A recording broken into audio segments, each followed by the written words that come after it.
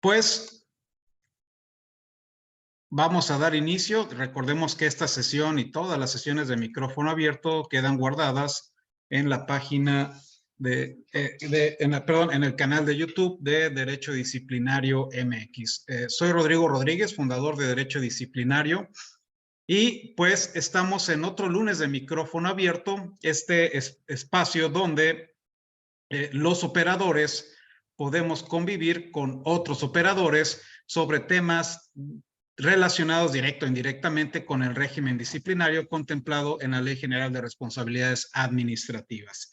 Y pues fíjense que la verdad estoy muy agradecido porque muchas personas se han estado uniendo a nuestras actividades, a nuestras conferencias, donde invitamos a expertos en la materia, y a estos espacios de lunes de micrófono abierto, donde ustedes mismos, los operadores del régimen, sean autoridades investigadoras, sustanciadoras o resolutoras, o incluso, digamos, operadores jurídicos con experiencia e interés en el mismo régimen disciplinario, se animan a participar, nos comparten sus enfoques, sus reflexiones en torno a temas muy específicos, ¿no? Y el día de hoy tenemos un tema muy interesante, la verdad está muy relacionado con el mes de hoy, y se trata sobre la declaración, la presentación de la declaración patrimonial y la declaración de interés. Como sabemos, pues esta es una obligación que tenemos todos los servidores públicos del país y que viene marcada en la Constitución, en el artículo 108, último párrafo, y en artículos diversos de la Ley General de Responsabilidades Administrativas. Y pues miren, el anfitrión de hoy es el tema y un invitado y amigo muy especial que es miembro de nuestro grupo de WhatsApp, que como saben es el alma y corazón de Derecho Disciplinario MX. Incluso de ahí salen los temas, las dinámicas que nutren todas las actividades de Derecho Disciplinario MX. Pues quien nos estará dando estos desarrollos, estos enfoques, y quien estará dirigiendo la sesión de lunes de micrófono abierto es el maestro Jorge Marín. Maestro, muchas gracias por aceptar la invitación. Realmente le valoro a título personal que desee usted participar en estos eventos que nos ayudan a todos los operadores del régimen y a personas interesadas. Maestro, yo quisiera, digamos, pedirle que se presentara, dijera de dónde es, a qué se dedica y cómo es que llegó al grupo de WhatsApp de Derecho Disciplinario MX. Adelante, maestro. Muchísimas gracias. Muy buenas noches a todos. Muy buenas tardes en la costa del Pacífico, a quienes nos acompañen ya por ahí. Su servidor Jorge Marín Bermejo, un poquito de la semblanza. Fui 17 años integrante de un órgano interno de control en el Instituto Mexicano del Seguro Social, y de ahí me jubilé y actualmente soy titular de un órgano interno de control. Entonces, aprovechando esa experiencia adquirida, esas horas de vuelo recorridas, pues la verdad me siento muy honrado de poder compartir este espacio con ustedes en el que me tienen en consideración. Pretendo que esta plática sea asociada a lo que son los conceptos de las declaraciones patrimoniales, y pretendo que no sea un taller de declaraciones patrimoniales. Para eso les dejaré las ligas de internet para que se puedan ver los videos de cómo presentar una declaración de situación patrimonial, ya sea simplificada o la completa. Dicho lo anterior, también los comentarios vertidos son a título personal y no representan la postura de alguna autoridad, y son únicamente y estrictamente para fines académicos de este valioso grupo. Dicho lo anterior, si me permiten señalar que se abordarán los temas de declaraciones patrimoniales desde el punto de vista federal, toda vez de que, como hemos estado apreciando y platicando en el chat, los temas de las declaraciones patrimoniales en los ámbitos estatales y municipales aún están sujetos a la transición que está llevando la ley general en sus respectivos lugares. Entonces yo creo que ese podría ser motivo de pues otro análisis u otra mesa. Dicho lo anterior, si me lo permiten, pondré una breve reseña, más que reseña, una compilación de ideas que he estado recopilando para lo que es esta plática. Maestro, no, antes de que continúe. Sí, señor. Gracias por su generosidad para compartir estos temas y enfoques que usted y desarrollos que usted tiene. Pero si nos pudiera indicar cómo es que llegó al grupo de Derecho Disciplinario MX, usted, digamos, cómo lo encontró, lo invitaron los amigos de Yucatán, o cómo fue la situación, estimado maestro. Muchas gracias. En lo que es el ya nutrido grupo de la representación yucateca, una de sus integrantes es la licenciada Astrid Patrón, que me indicó la existencia de este grupo. Y pues bueno, hemos estado sumando a estas filas de la Legión Yucateca. Perfecto, sí, el capítulo Yucatán es muy importante aquí en Derecho Disciplinario MX. Muchas gracias, estimado maestro. Adelante. Bueno, pues nomás quisiera ver si todos pueden apreciar la presentación. Como les decía al inicio, la declaración patrimonial, los tutoriales de llenado aquí se encuentran. Con el permiso del administrador del grupo, podría compartirles este texto para que puedan descargar las ideas, conceptos y ligas de interés. Pues, partiendo desde el principio, encontramos lo que es el fundamento legal de la obligatoriedad en términos de la Ley General de Responsabilidades en los dispositivos aquí indicados. No quisiera ser lector de todo lo que son los conceptos porque le apuesto a que la mayoría de los que estamos aquí somos unos asiduos estudiosos del derecho disciplinario. Sin embargo, es necesario hacer énfasis en algunos preceptos, ¿no? Por ejemplo, estarán obligados a presentar las declaraciones de situación patrimonial y de intereses y ante la Secretaría o su respectivo órgano interno de control todos los servidores públicos en los términos previstos en la presente ley. Asimismo, deberán presentar su declaración fiscal anual en los términos que dispone la legislación de la misma. Aquí ponía como primer comentario que es el artículo 108 constitucional, de su parte final, la que señala lo de la obligatoriedad de la declaración patrimonial. Y es el propio artículo 108 constitucional, mismo que les pido que lo tengan por textualmente reproducido en ánimo de innecesarias repeticiones, en el que señala quiénes son servidores públicos. A manera de ejercicio, les propongo de que quienes estén acá, si consideran que un trabajador sindicalizado de una dependencia o entidad es un servidor público, quienes estén a favor de que sí lo sea, no manifiesten nada.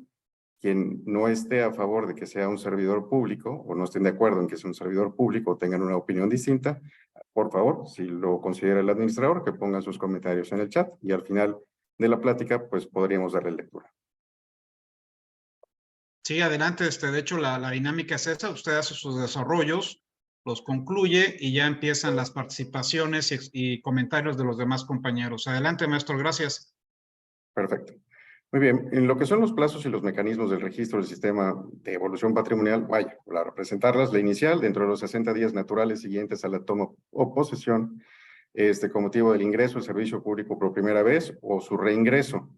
La declaración de modificación patrimonial durante el mes de mayo de cada año, que en el año 2020 fue la excepción y se extendió tanto por motivos de pandemia como por motivos de la incorporación de este dispositivo para todos los servidores públicos, que representaban aproximadamente un universo de 4 millones de servidores públicos, se extendió hasta el mes de enero del 2021. Fueron varias prórrogas que se fueron dando. La declaración de conclusión dentro de los 60 días naturales siguientes a la conclusión del empleo, cargo, comisión. Haciendo énfasis, la Secretaría o los OICs podrán solicitar a los servidores públicos una copia de su declaración del impuesto sobre la renta del año que corresponda, si estos estuvieran obligados a presentarla, o en su caso, la constancia de percepciones y retenciones que se hubieran emitido en algunos docentes públicos, la cual deberá ser remitida en un plazo de 3 días hábiles a partir de que se reciba la solicitud. Me voy a ir hacia lo que es lo enfático, ¿no? Porque es lo que eventualmente nos causa ruido, ya sea como servidores públicos o como sus defensores o como quien nos pida alguna orientación al respecto.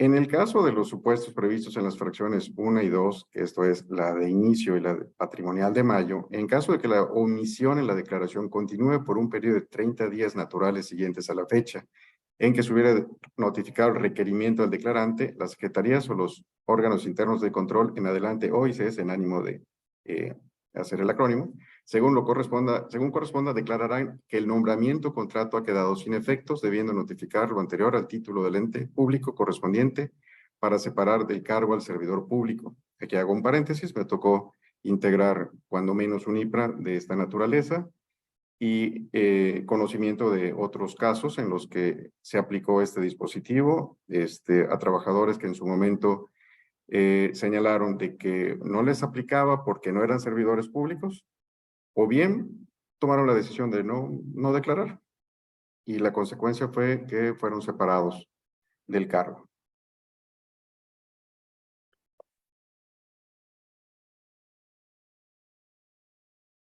Aquí viene la cita de los diversos dispositivos asociados a lo que es el cumplimiento, de las consecuencias del incumplimiento, pero aquí es importante el último párrafo del artículo 33. Para la imposición de las sanciones a que se refiere este artículo, deberá sustanciarse el procedimiento de responsabilidad administrativa por faltas administrativas previsto en el título segundo del libro segundo de esta ley.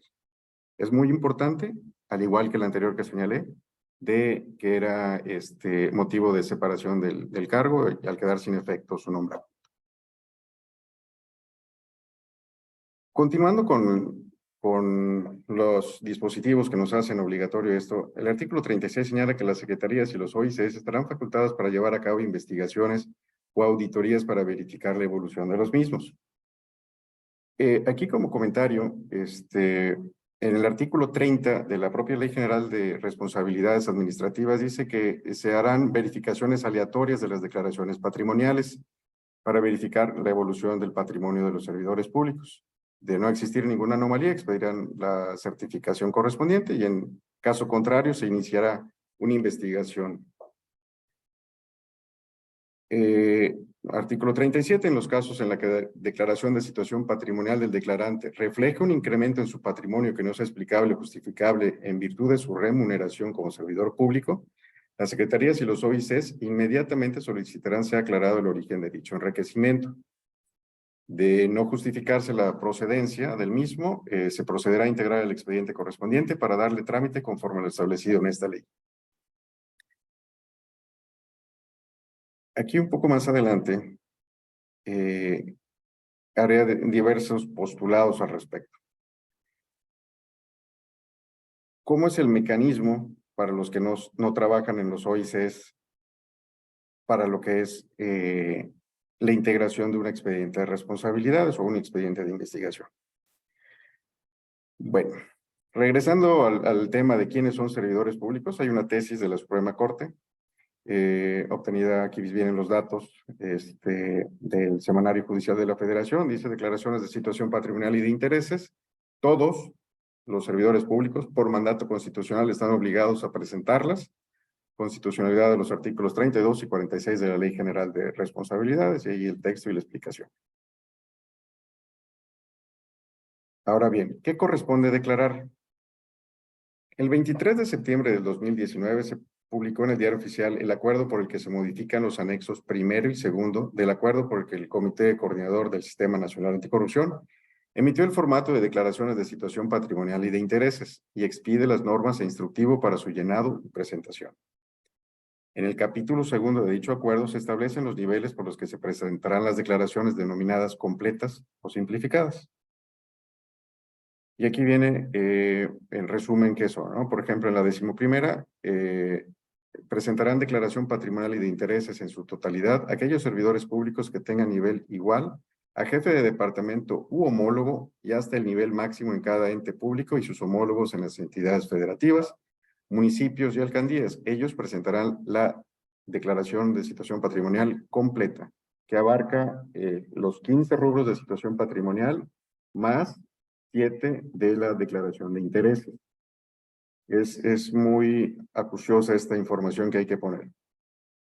Sin embargo, en la simplificada, únicamente son 6 rubros. Cuando me tocaba orientar a servidores públicos, tratando de convencerlos, les decía coloquialmente que era como llenar un chismógrafo de la primaria o secundaria, ¿no? Tu nombre completo, los datos de tu pareja, dónde vives, dónde trabajas, cuánto ganas, y ya. Y de esa manera, pues, convenciéndolos, pues se lograba una buena cifra de presentación de declaraciones patrimoniales. Todo esto es importante porque cuando se activan los mecanismos de verificación Empiezan con el RUS, que es el Registro Único de Servidores Públicos, que es alimentado por las áreas de recursos humanos de las dependencias o entidades. Ahí tienen a un funcionario habilitado para tal efecto, para hacer la carga de esta información. Declaranet, por su parte, es la plataforma para realizar la declaración patrimonial en sus 3 modalidades. Y esa la llena el servidor público con las credenciales que obtenga al momento de su registro.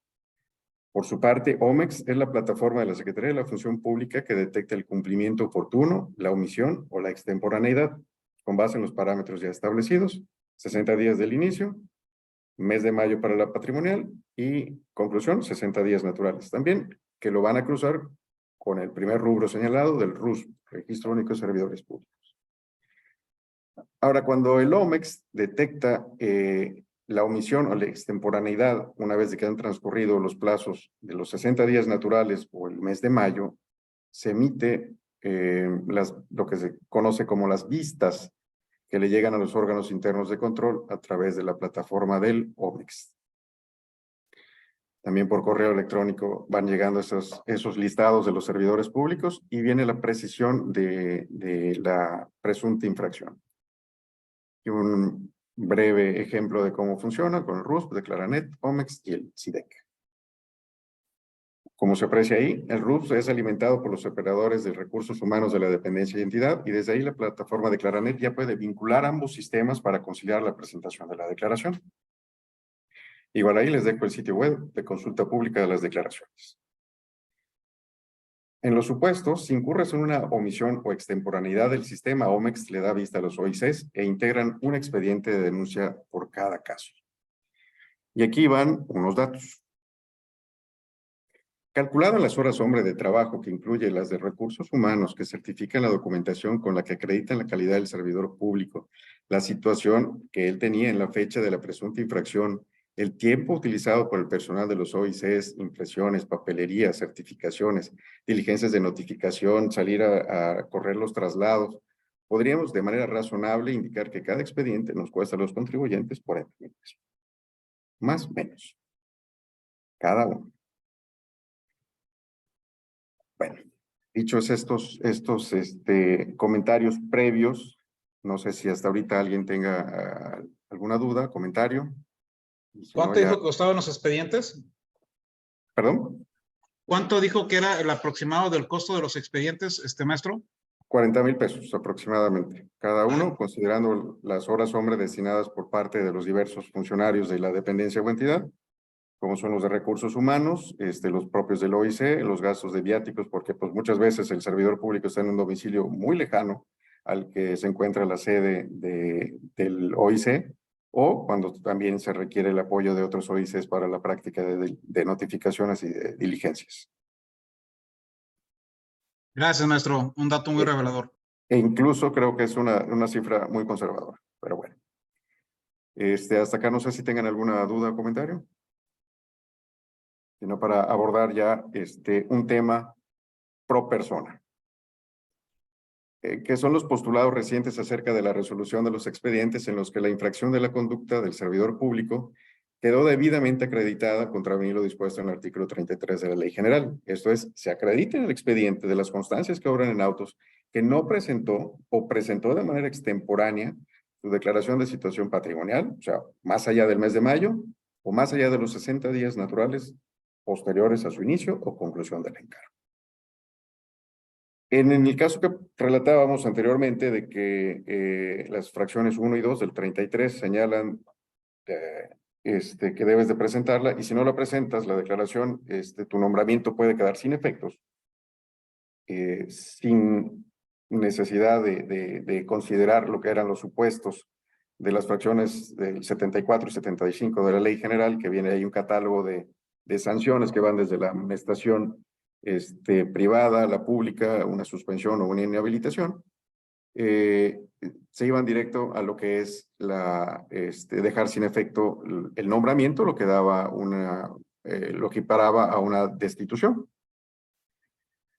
Bueno, considerando lo anterior, la Secretaría de la Función Pública ha estado conciliando algunos conceptos en los que pondera en primer término lo que es la reforma constitucional en materia de derechos humanos, que entra en vigor a partir de junio de 2011. Ahí viene el párrafo adicionado en el diario oficial del 10 de junio del 2011, en el que se queda plasmado en el segundo párrafo del artículo primero de la Constitución el principio pro persona, que se refiere a que en caso de que un juez o autoridad, y ahí cae se actualiza el supuesto, la autoridad, los órganos internos de control, tengan que elegir qué norma aplicar a un determinado caso, deberá elegir la que más favorezca a la persona, sin importar si se trata de la Constitución, un tratado internacional o una ley.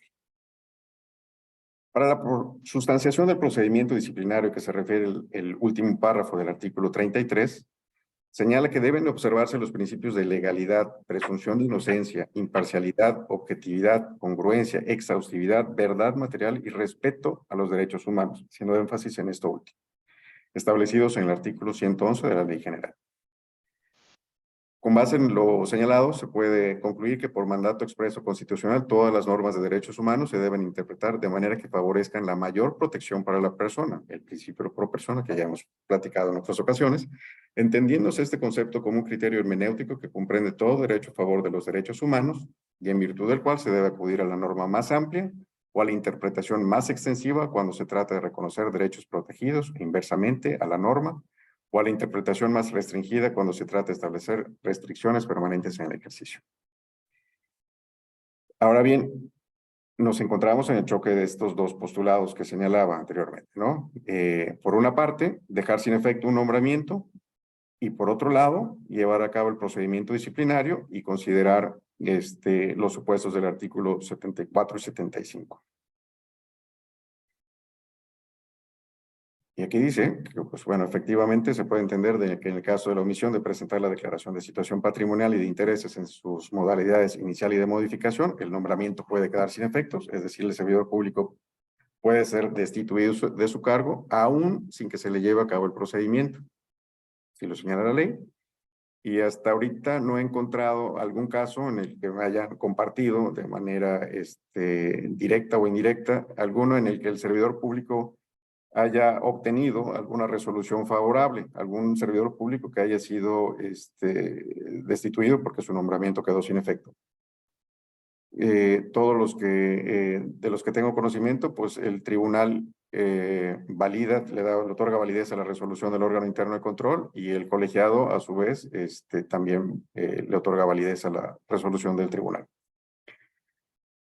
Si alguno tuviera conocimiento de algo diferente, igual pues sería al final de la plática el foro para expresarlo.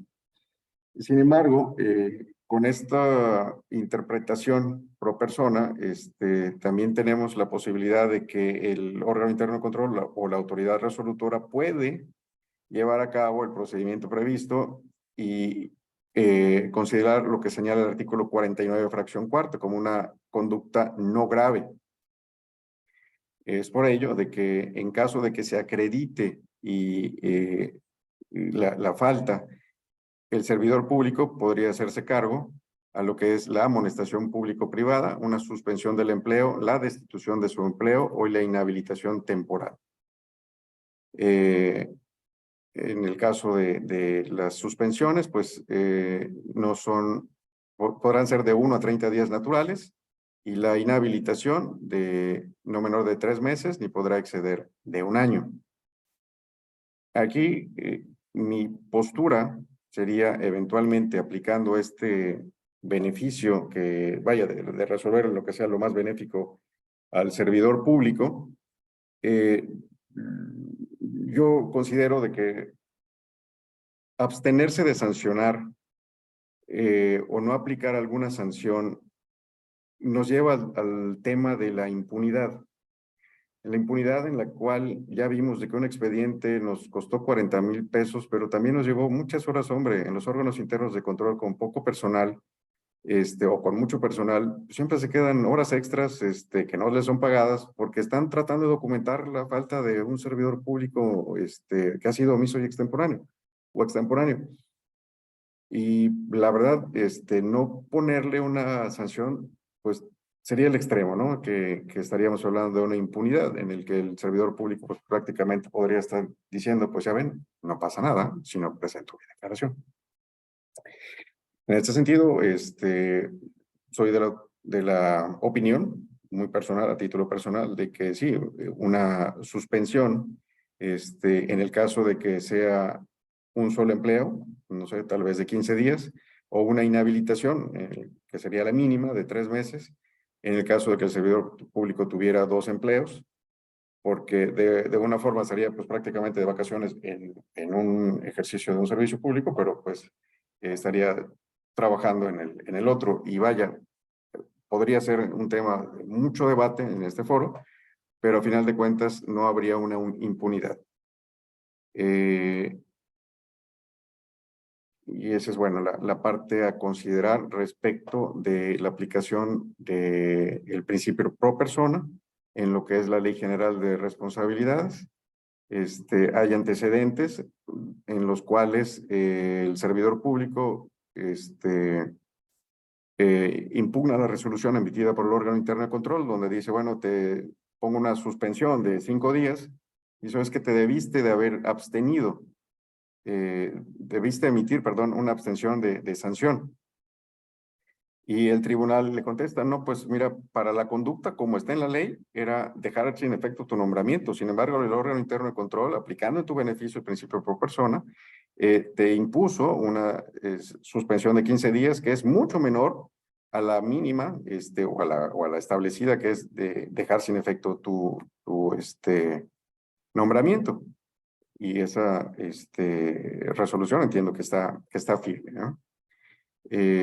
Más abajo por ahí les compartiré también un archivo con un ejemplo similar. Es una versión pública de una tesis del tribunal y igual el link para obtenerlo.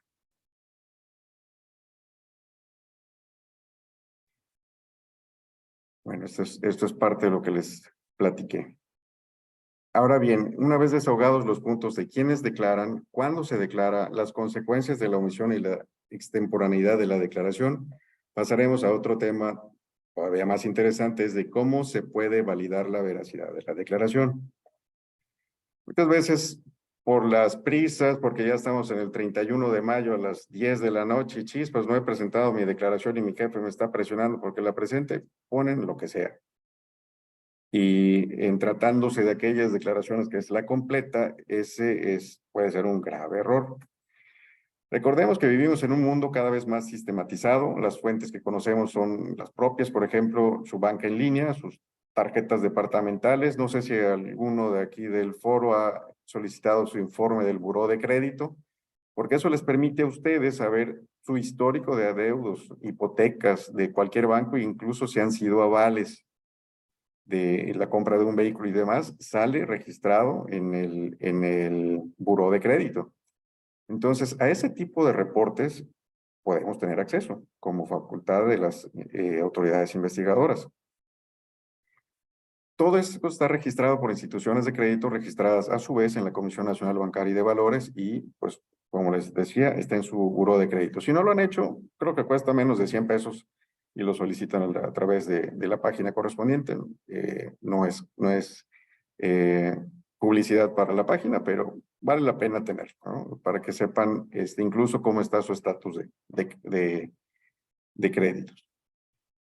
Ahora, con lo que son los ahorros e inversiones, los órganos internos de control pueden tener acceso a ello, toda vez de que el 23 de marzo del 2022 se publicó en el Diario Oficial de la Federación una delegación de facultades que antes era exclusivo del titular de la Secretaría, hacia los titulares de los órganos internos de control, entre otras autoridades, ¿no? Y a las autoridades investigadoras. Esto con la finalidad de solicitar a las autoridades competentes la información en materia fiscal, bursátil, fiduciaria y relacionado con operaciones de depósito, ahorro, administración e inversión de recursos monetarios, tanto para verificar la evolución de la situación patrimonial de los servidores públicos, declarantes, como para ejercer las atribuciones de las autoridades investigadoras. Y aquí viene el fundamento, el artículo 38 de la Ley General de Responsabilidades y 12 del Reglamento Interno de la Secretaría de la Función Pública. Otro medio para verificar lo que declararon es el registro público de la propiedad y sus vehículos en el registro vehicular, motos y automóviles, registro de embarcaciones, y registro de aeronaves. Todo esto porque en líneas anteriores platicamos que en el artículo 30 los órganos internos de control pueden hacer verificaciones aleatorias. Y conozco casos donde servidores públicos omitieron declarar una tarjeta de débito de Banco Azteca.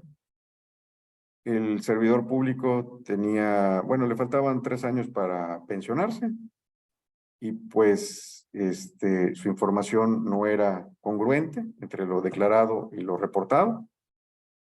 Y se actualiza el supuesto del artículo 60 de la Ley General. En el artículo 60 ya está en otro capítulo. Está en el de las faltas graves de los servidores públicos.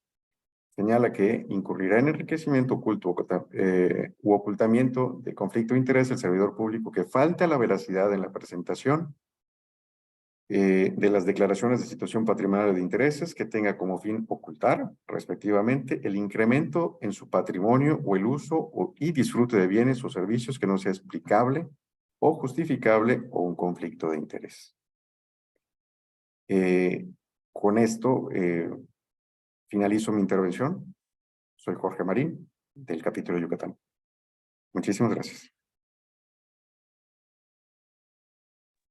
No, hombre, al contrario, muchas gracias a usted. Muy completo, muy concreto lo que nos presentó. Finalmente notamos la experiencia que tiene en la materia y sobre todo en la práctica como operador del régimen. Le valoro bastante y ahora, si nos lo permite, vamos a dejar el micrófono abierto a todos aquellos que deseen hacer una pregunta directa al maestro Jorge, quieran comentarle algún caso o finalmente y quieran manifestar algo relacionado con lo que acaba de exponer o con el tema en general, ¿no? Entonces, adelante de viva voz. Aquí veo que nuestro amigo Orlando acaba de escribir en el chat, también es ahí del capítulo Yucatán, dice, ¿no resulta complicado acreditar el fin de ocultar? Es una pregunta directa, seguramente relacionado con el último que nos acaba de comentar, maestro. Será tan complejo, tan complicado como nosotros como autoridad investigadora querramos. O sea, los medios para llegarnos información son muchos. Está en nuestra disposición. Que si tenemos que elaborar, redactar, firmar, llevar a la autoridad que nos puede proporcionar esa información, está en nosotros. Esa es la única dificultad que yo le veo de acreditar. Una frase que he hecho mía es, hay que ver el cómo sí. Cómo sí acreditar el elemento de prueba, porque acreditándolo podremos darle una resolución objetiva al servidor público. Si de la investigación que estoy realizando me permite allegarme de elementos que más que un enriquecimiento ilícito me lleven a un empobrecimiento inexplicable, pues bueno, archivo por falta de elementos. Excelente, excelente, muchas gracias. Aquí don Fernando, buenas tardes, tiene usted la mano levantada, si gusta hacerle un comentario, una pregunta a nuestro amigo, el maestro Jorge, adelante. Antes que nada, estimado don Fernando, si gusta decir de dónde es usted y a qué se dedica, para que los demás lo conozcamos. Ya lo hemos visto ahí activamente en el chat, pero para que, digamos, el número de teléfono ya tenga rostro y nombre. Adelante, don Fernando. No se lo escucha, amigo. Ah, tiene problemas con el audio. A ver si no le escuchamos. ¿Alguien lo escucha? No. Híjole. No se le escucha a don Fernando. Si quiere, digamos, entrar y volver a salir, yo de inmediato le doy el acceso. O si gusta escribir por el WhatsApp, perdón, por el WhatsApp, por ¿cómo se llama el chat del Zoom? Adelante. ¿Sale? Híjole, creo que no tuvo problemas ahí nuestro amigo. Pero bueno, aquí alguien... el compañero Antonio Urbina le escribió, estimado maestro Jorge, dice, ¿nos podría comentar algo respecto a la inhabilitación de servidores públicos de la administración peñanietista por inconsistencias en sus declaraciones patrimoniales? Fue muy general la pregunta, pero a ver, maestro, si usted gusta atenderla. Bueno, ese es un tema que ha sido del interés de, pues, yo creo que la mayoría de los ciudadanos mexicanos. Sin embargo, yo creo que muchos de esos asuntos, si hubieran sido iniciados, estarían todavía en litigio y por lo tanto no habría resoluciones firmes. En el caso de existir resoluciones firmes, podría hacerse alguna solicitud de información en particular, hasta de manera expansiva, así como tal cual se postuló la pregunta. De otra forma, yo no tengo información de el resultado de los posibles procedimientos que hubiesen tenido. Perfecto. Voy a compartir una idea que me expresaron en algún foro o en alguna capacitación o en alguna plática, no recuerdo. Esta la hacía directamente una autoridad investigadora de un municipio y me decía, así muy sencillo, dice, oye, ¿qué pasa cuando la declaración de un servidor público, la declaración patrimonial, pues ya la vemos, la analizamos o la analiza el órgano interno de control, pero notamos que ese servidor público cambia muy seguido de auto, ¿no? Y son autos que no tiene declarados. Ahí por oficio se podría iniciar una investigación. Yo supongo que sí, porque finalmente las investigaciones, sabemos, se puede iniciar hasta de oficio cuando notamos esta discrepancia entre lo efectivamente declarado en una declaración patrimonial con la ostentación o conducirse como dueño de un bien que finalmente no reportó. ¿Cómo ve usted, maestro Jorge? Desde el punto de vista federal, sí, una denuncia anónima o mejor aún, con la posibilidad de contactar al denunciante, eh, nos obliga a los órganos internos de control a realizar una exhaustiva investigación.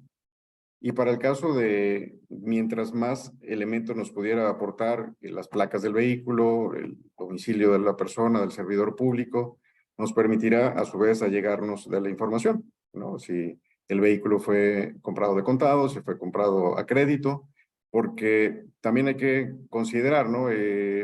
Pues tal servidor público, tal servidora pública está cambiando de auto, pero vemos que debe, pues bueno, hasta la sonrisa prácticamente, dicho de manera coloquial, ¿no? Entonces,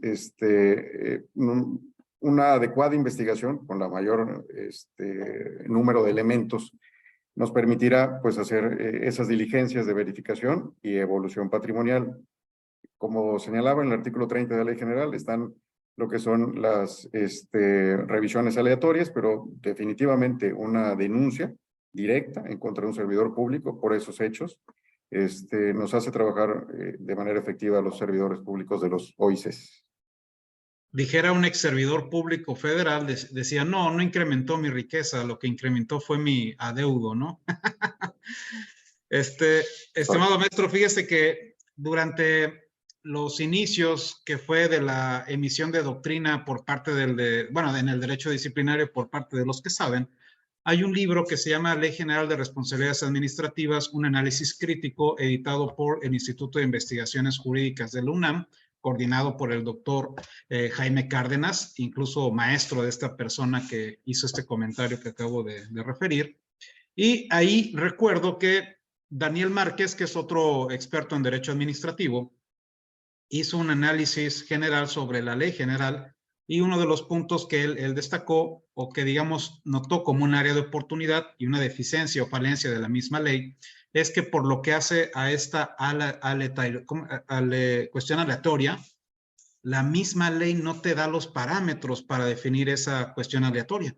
Entonces, pareciera que todo queda a discrecionalidad, no es arbitrario porque está en la ley, pero sí queda a muchísima discrecionalidad de los investigadores o de los órganos internos de control. ¿Qué pudiera, digamos, usted recomendarle a todos aquellos que son quienes reciben las declaraciones patrimoniales? ¿Qué les sugiere para, digamos, fincar parámetros o cómo deberían conducirse con respecto a esta cuestión aleatoria de la revisión de las declaraciones patrimoniales? Muchas gracias. En mi oficina o en las oficinas donde he estado y a veces en cualquier foro en el que estoy, les digo a quien quiero que haga algo, les digo, dime un número del 1 al 10. Me dicen 14, digo, ganaste, ¿no? Entonces, Esa es una forma aleatoria en la que a quien le quiero dirigir una investigación salga, ¿no? Siendo objetivos, desde Google le puedes poner números aleatorios, cuántos quieres que te dé y el universo de números. Igual en Excel te da esa posibilidad en el que tú agarres el primer número impar que te saque de una tabla del 1 al 1000, por ejemplo, y así puedes ir. El espíritu de lo que les estoy comentando es de que esa metodología quede debidamente asentada en un acta en la que de principio, por ejemplo, si quisiera darle cumplimiento a un método aleatorio, por ejemplo, igual cuando trata de definir la muestra en un universo de elementos para hacer una auditoría, se aplican los números aleatorios o el método aleatorio por el cual vas a escoger qué vas a revisar. Algo similar también puedes hacer con lo que es las declaraciones de servidores públicos. En ambos casos, esa metodología tiene que estar plasmada en el expediente, ya sea de investigación o en el del auditor. Perfecto, ahí sí podemos acudir a estas tecnologías gratuitas que están a la disposición de cualquier persona que tenga internet, ¿no? Porque finalmente sí es una situación aleatoria. Te ingresas los números y ya el algoritmo te viene dando, digamos, quiénes van a ser las personas o los números elegidos, ¿no? Me preguntaron sobre el libro del profesor Cárdenas. Es Ley General de Responsabilidades Administrativas, un análisis crítico. Ya lo hemos comentado, recomendado allí en nuestro grupo de WhatsApp.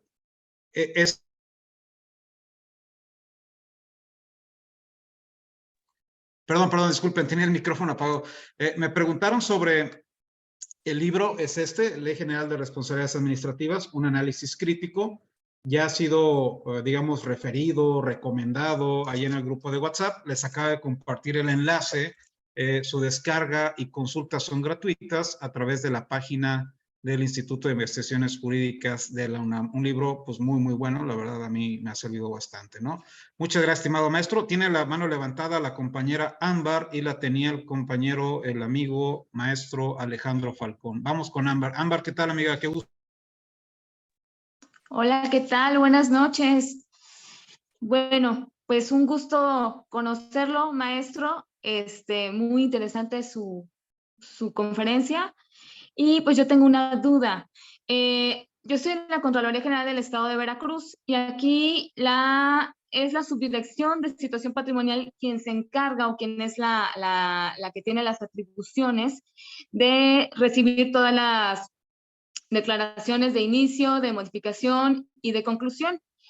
Y es el sistema de Declaraver precisamente el que arroja las irregularidades de la evolución patrimonial de los servidores públicos, ¿no? Cuando no hay una concordancia, ¿no? Es decir, de cómo inician su cargo y cómo lo concluyen, ¿no? Una servidora ha tenido varios casos donde ya nos manda la subdirección precisamente lo que es un análisis, ¿no? De las declaraciones patrimoniales de los servidores públicos y no hay una concordancia en cuanto al incremento de sus bienes muebles e inmuebles y cuentas bancarias respecto al salario que han tenido y el tiempo que elaboraron, ¿no? en su servicio público. En ese sentido, me gustaría escuchar su opinión, a su criterio, cuáles son las diligencias que usted llevaría a cabo como autoridad investigadora ante un caso como el que le estoy planteando. Muchas gracias. Gracias. Por principio me sorprende el sistema que tiene esa Contraloría de poder, con base en diversos parámetros, allegarse de primera entrada a una posible evolución patrimonial inexplicable, ¿no? Sin embargo, eso nos da un vestigio que puede transformarse en un indicio. Ese vestigio es de que el sistema te dice, fulano de tal, tiene un incremento en su patrimonio y solamente por concepto de sus sueldos y salarios es un porcentaje mínimo que no le alcanzaría. Es un indicio. Entonces ya con eso ya te tratas de llegar de elementos de prueba, como los que platicábamos.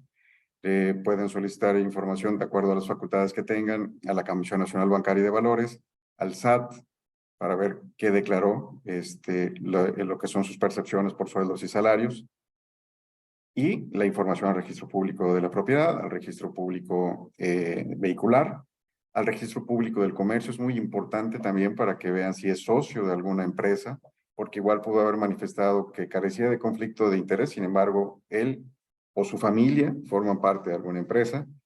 Les recomiendo también el portal del SIGER, S-I-G-E-R, es del Registro Público de Comercio de todo el país, que compila las bases de datos de todo el país.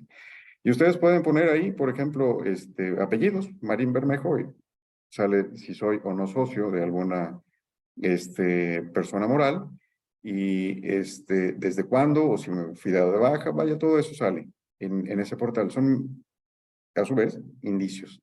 Con eso vamos construyendo pruebas. ¿Okay? Nosotros como autoridad investigadora y resolutora tenemos que afirmar algo que a su vez tiene que ser probado y a la vez comprobado. Entonces, si partimos de lo que señala el sistema de ahí de la Contraloría de ese estado, hasta lo que es un procedimiento disciplinario, hay un recorrido bastante largo, ¿no? Para llegarnos de información. Definitivamente es un primer impulso ese reporte, pero hay que llegarse de todas esas pruebas. Espero con eso haber contestado. Sí, maestro, muchísimas gracias. Gracias, estimada Ámbar. Maestro, amigo Alejandro, ¿tenías tu mano levantada o adelante? Gracias, buenas noches, no sé si se me escucha. Gracias, maestro Marín, gusto saludarlo. Quiero saludarlos a todos y a todas los operadores del sistema. Quiero decir que no fue ponerme de acuerdo con Ámbar, no seguimos haciendo equipo, ahora sí fue coincidencia. Saludos a la maestra Ámbar. Quisiera conocer su opinión, estimado maestro, respecto si realmente esta cuestión que establece el artículo 33 de la Ley General de Responsabilidades Administrativas tiene alguna cuestión de interpretación. En el párrafo cuarto, lo leo textualmente: la Secretaría, los órganos internos de control, según corresponda, podrán solicitar a los servidores públicos una copia de declaración de impuestos sobre la renta del año que corresponda, si estos estuvieran obligados. Esta parte de podrán solicitar a mí me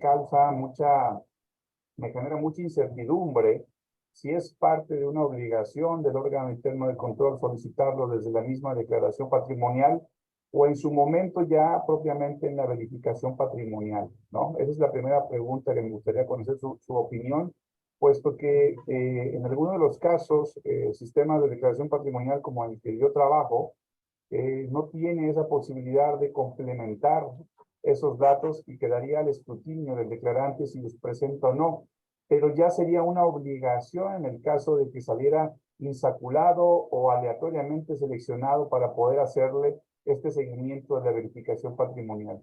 En el caso particular hemos tenido observaciones respecto de poder tener mayor éxito en la verificación patrimonial, pero esta no tendría éxito si no tiene su soporte inicial, que es pedir desde un principio la posibilidad de tener mayores elementos de verificación con la declaración patrimonial para poder analizar la declaración patrimonial en un conjunto.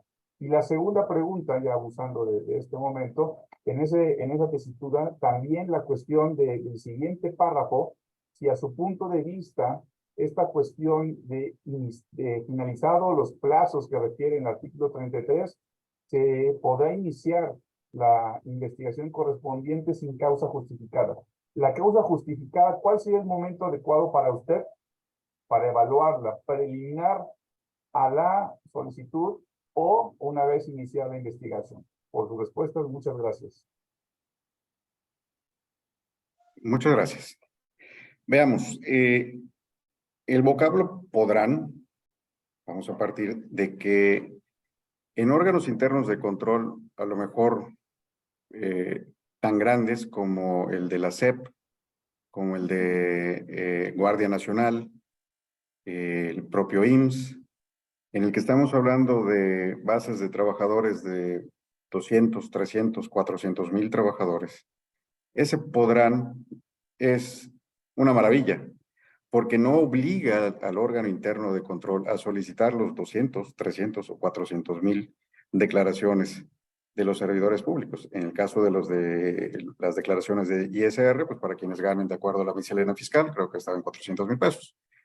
Pero aún así es sería un universo enorme de declaraciones si no estuviera esta potestad de podrán solicitar.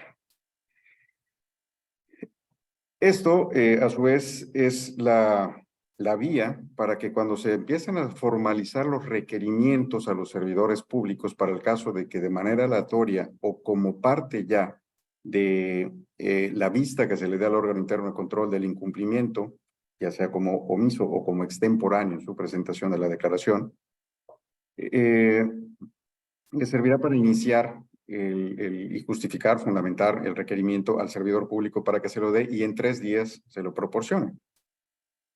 Ese es el primer postulado respecto del podrán. Ahora, respecto de si con ello, a su vez podemos ir construyendo lo que es el expediente para acreditar ya sea el presunto desvío en la evolución patrimonial o no, considero de que el tiempo prudente o el que se ha estado viendo con el que reaccionan los sistemas de la federación es aproximadamente de 1 año del vencimiento de la obligación, lo que en muchas ocasiones le permite a los órganos internos de control en coadyuvancia con las áreas de recursos humanos de las dependencias y entidades para que se acerquen al servidor público omiso en ese momento para que la presente y ya se convertirá en extemporáneo. ¿Ok? Porque la construcción de un expediente de un omiso y extemporáneo, si bien es cierto es la misma, la resolución pues sí será diferente, ¿no? Que si continúa siendo omiso en el cumplimiento de su obligación. Entonces yo creo que esos plazos más o menos de 1 año le permiten a los órganos internos de control reaccionar con oportunidad para evitar caer también en lo que es el plazo de la prescripción, ¿sí? De 3 años porque sería una falta no grave, el artículo 49 fracción 4ª. Y pues no sé, licenciado Falcón, si con esto contesto sus atinadas preguntas. Sí, maestro, muchas gracias. Aquí la cuestión particular es esta calificativa de la causa de justificación.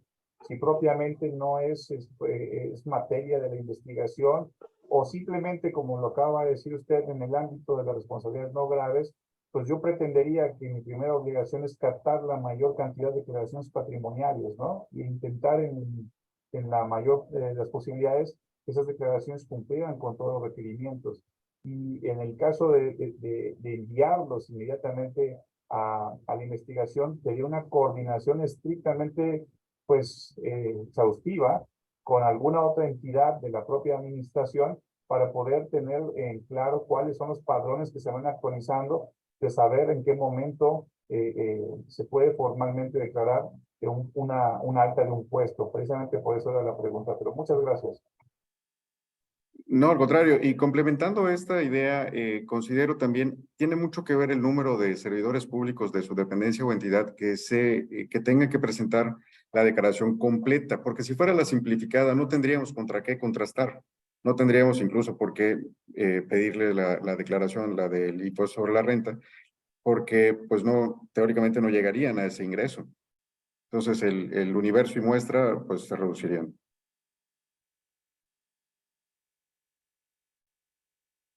Gracias, estimado amigo. Seguiría la maestra Yadira y nuestro amigo, el licenciado Héctor, que siempre es un gusto verlo. Y ahorita continuamos con las preguntas que hizo Jorge, Diana y César aquí en el grupo, en el chat. Adelante, estimada amiga Yadira. Gracias, buenas noches. Gracias, Rodrigo. Doctor, buenas noches. Pues yo no estoy en un OIC, yo estoy en un departamento de transparencia, o ha sido como mi tema desde hace varios años. Y entonces, específicamente hablando de las declaraciones patrimoniales, quisiera su opinión respecto, bueno, número 1, pues desde 2016 estaba la obligación de publicar, ¿no? Aquí en México de pronto primero lo publico y después te ordeno que lo presentes. Entonces, tuvimos ahí unos años en donde al consultar la información en este apartado, pues aparecía no está disponible o el servidor público no autorizó la publicación de su versión, de su declaración patrimonial, así de una negativa total. Ya ahorita con las adecuaciones y con las características que ya nos dan de cómo se generan las versiones públicas, pues ya tenemos más información. Sin embargo, seguimos con el tema de que no están homologadas o están en diversas plataformas. Ese es un tema de, quisiera saber su opinión, ahora que se está transitando a esta migración de información a la plataforma digital nacional, que también ha tenido como sus problemas en la interfaz o en la interconexión que están teniendo algunos estados. Haciéndole también segunda al maestro Alejandro Falcón con el tema de la declaración fiscal, nuevamente traigo a colación los formatos de transparencia porque, pues bueno, no hacen una división entre declaraciones integrales o simplificadas, y sí hablan o sí desglosan un formato para la declaración patrimonial, otro para la declaración fiscal y otro más para la declaración de intereses. Entonces aquí también, digo, en el tema de podrán, hasta qué punto está la carga al OIC y hasta qué punto está la carga al servidor público, porque quizás el OIC a mí nunca me pidió la declaración fiscal o el propio sistema no me permite adjuntar un acuse de mi declaración fiscal, y sin embargo entiendo que ya hay casos de inicios de procedimiento de los OIC en contra de servidores públicos por no haber presentado una declaración fiscal, y que la carga va contra la persona servidora o ex servidora pública. Entonces, en esos dos puntos quisiera su opinión respecto al tema de cómo se relaciona esto con la transparencia y pues siguiendo con este tema de la declaración fiscal. Muchas gracias de antemano. Al contrario, muy buena pregunta, muy buena pregunta, porque la respuesta es no hay forma de subir a ningún anexo de ninguna naturaleza a tu declaración. La plataforma de Declaranet federal no te permite subir ningún documento, ya sea tu declaración de impuestos o cualquier otro. Partiendo de ello, es que lo que tú declares, lo que tú asientes en tu declaración, es congruente, debe ser congruente con tus ingresos. Por ejemplo, si tienes un solo ingreso, el patrón está obligado a darte tu constancia de percepciones. Cuando tienes más de 2 patrones, pues también. Y si eres patrón y además persona física con actividad empresarial, como es el caso de los médicos, pues también tienen que declarar esos ingresos. Esos ingresos, a su vez, quienes han ingresado a la plataforma de Declaranet, están tus ingresos como servidor público por lo que estás declarando el cargo, puesto, comisión que ostentas. Y adicional te dice otros ingresos. En otros ingresos puedes poner el rubro de tu otro trabajo como servidor público y de tu otro ingreso como persona física con actividad empresarial o como persona física que presta a su vez servicios privados. Cuando haces esa declaración, el SAT te emite, pues vaya, tu constancia, que a su vez, como te digo, tiene que ser congruente con lo que tú reportes. Me llama la atención de que hayan procedimientos iniciados por falta de la declaración fiscal. Habría que ver quién reporta y cómo lo reporta y cómo se llegó a esa información. Yo creo que no es la falta de la presentación pues sobre de la declaración de ingresos, porque para eso la autoridad que te va a sancionar es el SAT. Te va a poner una multa por no presentarla a tiempo o por presentarla con alguna situación de disparidad. En el caso de que no la presentes, habría que ver cómo estructuraron la denuncia y quién la reporta, porque sí sería interesante de ver. Las obligaciones de los servidores públicos es presentar tu declaración patrimonial y de intereses, y esa van en el sistema de Declaranet. La de ingresos es en el SAT, en su propio portal. No sé si con eso atiendo o agrando la duda. Muchísimas gracias. Sí, creo que estamos en el mismo canal de este planteamiento. Muchas gracias, doctor. Y ya dirá, un comentario adicional. Si bien es cierto, en el portal de transparencia de las dependencias o entidades o en la plataforma nacional existen las versiones públicas, en la liga www.servidorespublicos.gov.mx, ahí está lo que declara cada quien, desde la versión simplificada de cualquier persona con un nivel operativo hasta, vaya, mandos superiores de la dependencia o entidad. Y ahí viene lo que ellos declararon, sin testarles, sin nada, porque es lo que se hace público de acuerdo a lo que se estableció en el acuerdo publicado el 23 de septiembre del 2019, en el que señala que la propia plataforma hará públicos aquellos rubros que no estén condicionados o que transgredan algún tema de transparencia o en agravio de algún particular. Gracias, doctor. Sí, de hecho la chequé, pero entiendo que únicamente es gobierno federal. Exacto, gobierno federal. Sí, y ahí es donde caemos otra vez en que falta la homologación. Gracias. Muchas gracias a ti, estimada Yadira. Vamos con el licenciado Héctor. De ahí paso a leer los comentarios del chat y seguimos con el maestro Emanuel. Vamos, licenciado Héctor, un gusto saludarlo como siempre. ¿Qué tal? Muy buenas noches.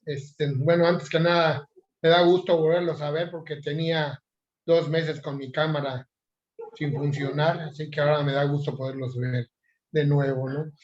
Bueno, a mí más que, bueno, felicitar primero a Jorge por su exposición bien clara. Jorge tiene una gran experiencia, ¿sí? Tengo el gusto de conocerlo también y te felicito. Más que hacer unas preguntas, me gustaría hacer unos comentarios, ¿no? Ahorita que se ha tocado lo de la declaración fiscal, bueno, esto nace de una mal llamada denominación de la declaración 3 de 3, ¿no? Y digo mal llamada porque el último párrafo del artículo 108 constitucional solo habla de la obligación de presentar la declaración de situación patrimonial y la de intereses. Esa es la obligación que hay, ¿sí? Ya en la ley se habla de esta posibilidad que hablaba Jorge ahorita, de que a un servidor público, que yo quiero pensar que es de los que se determina de manera aleatoria revisarlo, bueno, pues le vamos a pedir además que nos informe sobre su declaración fiscal, ¿sí? No hay que olvidar que los órganos de control no son competentes ni autoridades fiscales, ¿sí? Y solo va a ser para ver congruencia entre declaraciones, ¿no?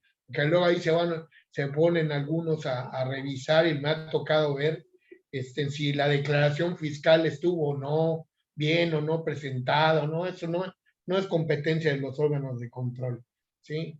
Entonces, y aquí quiero yo hablar algo. A mí, como les digo, me tocó la cuestión estando en la Contraloría del Estado, de escribir y de redactar algunos artículos de la ley del Estado de Yucatán, que primero era muy discutible si debían de tener o no los estados su ley. Pero bueno, lo primero que déjenme decirles que para mí era una tremenda barbaridad, no lo entendí y hasta ahorita no lo entiendo, es por qué obligar a todos los servidores públicos. Y yo, cuando hablo, ahora voy a hablar de maestras, o sea, yo decía, como director de responsabilidades, qué terrible sería para mí destituir o inhabilitar a una maestra o ahorita, bueno, ya mis maestras ya no están, pero a una de sus hijas o a una maestra de mis hijos, porque se le olvidó presentar la declaración patrimonial. Y pueden decirme, no, es que es su obligación, por favor, ¿no? Los maestros y muchos servidores públicos están, en el caso, lo que deben de hacer es preocuparse por la educación y no manejan dinero. Yo no entiendo, ¿no? Creo que es culpa más que nada de un chofer ahí de un personaje mejor ya no decimos de quién, de hace años. Aquí en Yucatán se dio de un barrendero, ¿no? Que por ahí resultó ser un prestanombres. Entonces, seguramente en cada estado habrá alguna persona así, pero esa es una excepción. Entonces, yo no creo que era la obligación de tener que obligar a todos los servidores públicos, a personas que prestan pues servicios aunque todos somos iguales, ¿no? Pero servicios donde para empezar no hay manejo de recursos, ¿no? Ya el dinero que estas personas puedan tener de manera particular, pues ese es su problema, ¿eh? Aquí lo que estamos verificando es, a ver, declaración de inicio, ¿cómo entraste al servicio público? ¿Cómo evoluciona? ¿Cómo va cambiando tu modificación, tu patrimonio? y al final cuando te vas, ¿cómo te vas? ¿No? Entonces, ya el que haya hecho dinero a mí me ha tocado defender muchas veces acusaciones de enriquecimiento ilícito, de personas que heredaron, de personas que tienen familiares que les mandan dinero, y por ahí, pues, no las declaraban. Bueno, pues ahí esa obligación está bien, ¿no? Pero no hay un enriquecimiento ilícito con motivo del ejercicio de un cargo, empleo o comisión en mucho. Para mí es terrible estar viendo un procedimiento a una persona cuando se le está investigando en la vida privada por qué tiene dinero, por qué ha hecho algo ahí, ¿no? La obligación de declarar sus bienes se debe de hacer, pero aquí pareciera que se presume la culpabilidad del servidor público. Aquí la presunción de inocencia se olvida, ¿no? Entonces, de entrada, yo no creo, completamente estoy en desacuerdo, es inconstitucional que por no presentar una declaración patrimonial de entrada se haya que destituir o inhabilitar a una persona, ¿no? Me ha tocado gente que entró por un contrato de 3 meses, entró y se fue y no presentó ni el inicio ni la conclusión, le inician por los dos y ya lo inhabilitan a la persona sin a veces haberse enterado de la obligación que tenía, ¿no? Aquí en Yucatán sí obligamos a las áreas administrativas en la ley a que el área administrativa y el órgano de control lo primero que haga cuando entre, les dé unas pláticas de inducción de sus obligaciones como servidor público y de la obligación que tenía de presentar su declaración inicial, ¿no? Pero eso no está en la ley general, ¿eh? En muchas dependencias no se hace. Entonces, el poner una inhabilitación o una destitución definitivamente es inconstitucional. ¿Por qué vamos a entrar otra vez al bien jurídico protegido, a la proporcionalidad? Y no es posible que una persona que acaba de entrar por primera vez a un empleo, cargo o comisión sea inhabilitado, destituido. Es completamente inconstitucional. ¿Por qué? Porque es una sanción fija. Sí, eso ya desde la ley anterior, ya cuando habían sanciones fijas, ya la Corte declaraba la inconstitucional de ese tipo de sanciones, ¿no? Déjenme decirles, en cuanto a la cuestión de abstenerse de iniciar, yo la aplicaba, ¿eh? Y la aplicaba, les voy a decir cuando el servidor público, acuérdense que la ley dice que se vence el término para presentar la declaración y el órgano de control tiene una obligación de hacer un requerimiento, un apercibimiento. Bueno, si antes de hacer ese apercibimiento el servidor público ya la había presentado, por ejemplo, la modificación el día 1, el 2, el 3 de junio, ya la había presentado y le hacen el apercibimiento y le dicen, oye, pues ya la presenté, pues yo creo que es un buen motivo para abstenerse de iniciar. Y ya la falta ya se solucionó, no estamos hablando de daño, no estamos hablando de gravedad, ¿sí? Entonces, ahí es un motivo para poder abstenerse, ¿no? Ese era un criterio importantísimo, ¿sí? El que ya se haya presentado la declaración antes de que alguien le aperciba o le requiera presentarla. Y en cuanto a las sanciones, bueno, por ejemplo, sí considerar, hay en la falta de presentación, pues una falta no grave, está la amonestación privada y después la pública para cuando quienes la presentan tarde y lo requirieron. Bueno, ahí sí no hay manera de abstenerse de iniciar, pero está primero la amonestación privada, la pública, y en la ley de Yucatán, fíjense, hay un artículo que pues es de los que nos critica nuestro amigo el doctor Gándaran, que es un artículo que en realidad lo que lo que señala es una posibilidad de aplicar esos criterios. Y un criterio, por ejemplo, para aplicar la suspensión es que sí se haya presentado la declaración después de que se le haya requerido y después de que ya se le haya amonestado, ¿sí? Y si después de la suspensión lo vuelven a hacer, pues entonces creo que sí se justifica la destitución y hasta la inhabilitación. Sí me tocó en mis 11 años como director ver a personas que por sexta, séptima ocasión no presentaban sus declaraciones a tiempo, ¿no? Y bueno, ya una o dos, pues era entendible 6, 7 veces, ¿no? Entonces, en cuanto a la imposición de faltas, eso es importante. Y la otra que se habla, esto nada más es el presentar la declaración fuera de los términos del plazo. Pero ahora, ¿qué pasa en el caso de que se haya omitido presentar esa declaración? Aquí, como dices, aquí tengo abierto el artículo 55, ¿no? 55, no, perdón, incurrirá. No, es que artículo es, ya se me fue aquí. Aquí está el 60. Incurrirá en enriquecimiento oculto u ocultamiento de conflicto de interés el servidor público que falte a la veracidad en la presentación de declaraciones de situación patrimonial o de intereses que tenga como fin ocultar. Fíjense, ahí, bueno, se le olvidó presentar que tenía una cuenta. Sí, a mí igual se me olvidó una vez presentar una cuenta que ya tenía 6 años que no tenía yo ni un peso, ¿no? Ni un peso tenía ahí, ¿eh? Y un día me dijeron, oye, es que tienes esta cuenta. Pues sí, pero tiene cero. Yo ya ni yo me acordaba que existía esa cuenta, ¿no? Entonces, verdaderamente no olvidemos que las faltas graves, el dolo es un elemento esencial. Si no se acredita el dolo, en este caso, ¿cuál es el dolo, no?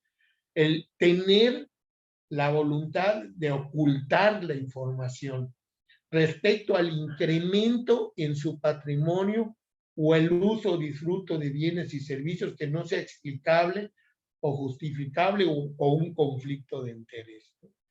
Entonces, lo digo porque igual estamos viendo procedimientos que se inician, pues por eso, porque, oye, pues es que no me reportaste esta cuenta que tenías en tal banco, y la cuenta, una la revisa y tenía allí por ahí 24 pesos.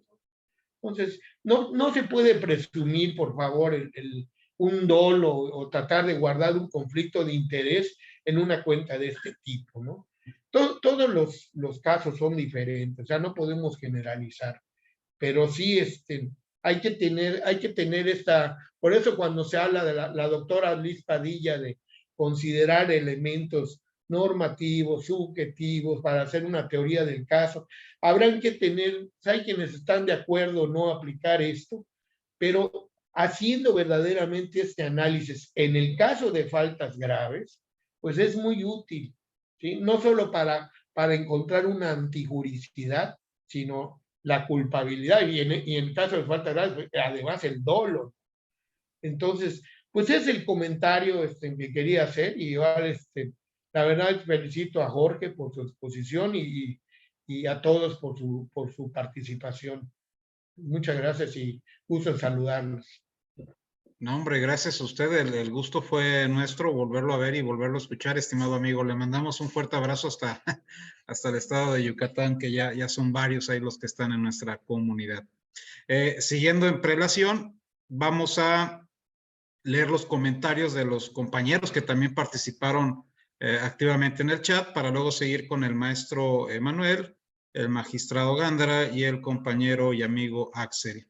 Entonces, estimado maestro Jorge, aquí el compañero Jorge Juárez hizo la pregunta. Entonces, las investigaciones inician por apariencias. Esto seguramente cuando se estaba explicando, está dando respuesta al planteamiento que le hice. Bueno, pues si hay un enriquecimiento, digamos, notorio que contrasta con lo declarado, pues sí, se puede denunciar y demás, ¿no? Aquí está Jorge. Jorge, amigo, Pensé que no servía tu micrófono. Si quieres, haz de viva voz la pregunta aquí al maestro y ya luego continuamos con los demás. Muchas gracias. Buenas noches a todos y a todas. Realmente no estoy como con una certeza de pregunta bien estructurada para ese punto. La realidad es que por lo que escucho y lo que también he visto, es que entonces una investigación se va a iniciar simplemente por lo que decíamos, mira, trae un carro tal, viste tal.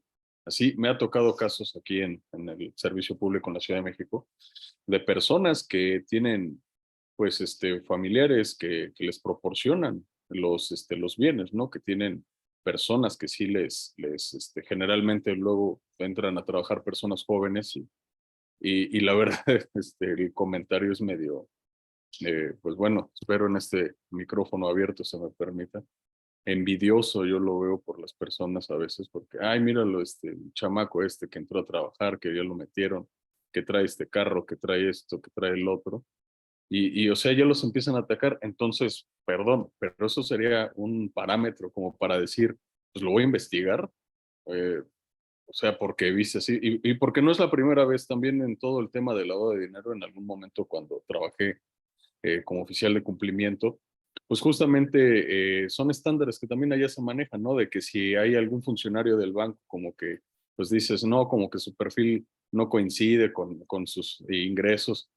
Sí, yo decía, ¿y cuál es la parte, cómo se llama la parte, objetiva de esto, ¿no? Porque si al final se va a iniciar una investigación, me parece que entonces debe de esta investigación también tener bases objetivas, ¿no? Y que no se genere una mera presunción de enriquecimiento ilegítimo o de cualquier otra situación que me parece que ahí es donde está la corrupción. Se usan también estas figuras para afectar a personas, para usar el poder de la investigación, de la presión, pues a fin de excluir a personas, a fin de que ya no continúen en los cargos, a fin de pues, generarles un daño, ¿no? Entonces, por eso hice el comentario, ¿no? Y lo hago con todo respeto.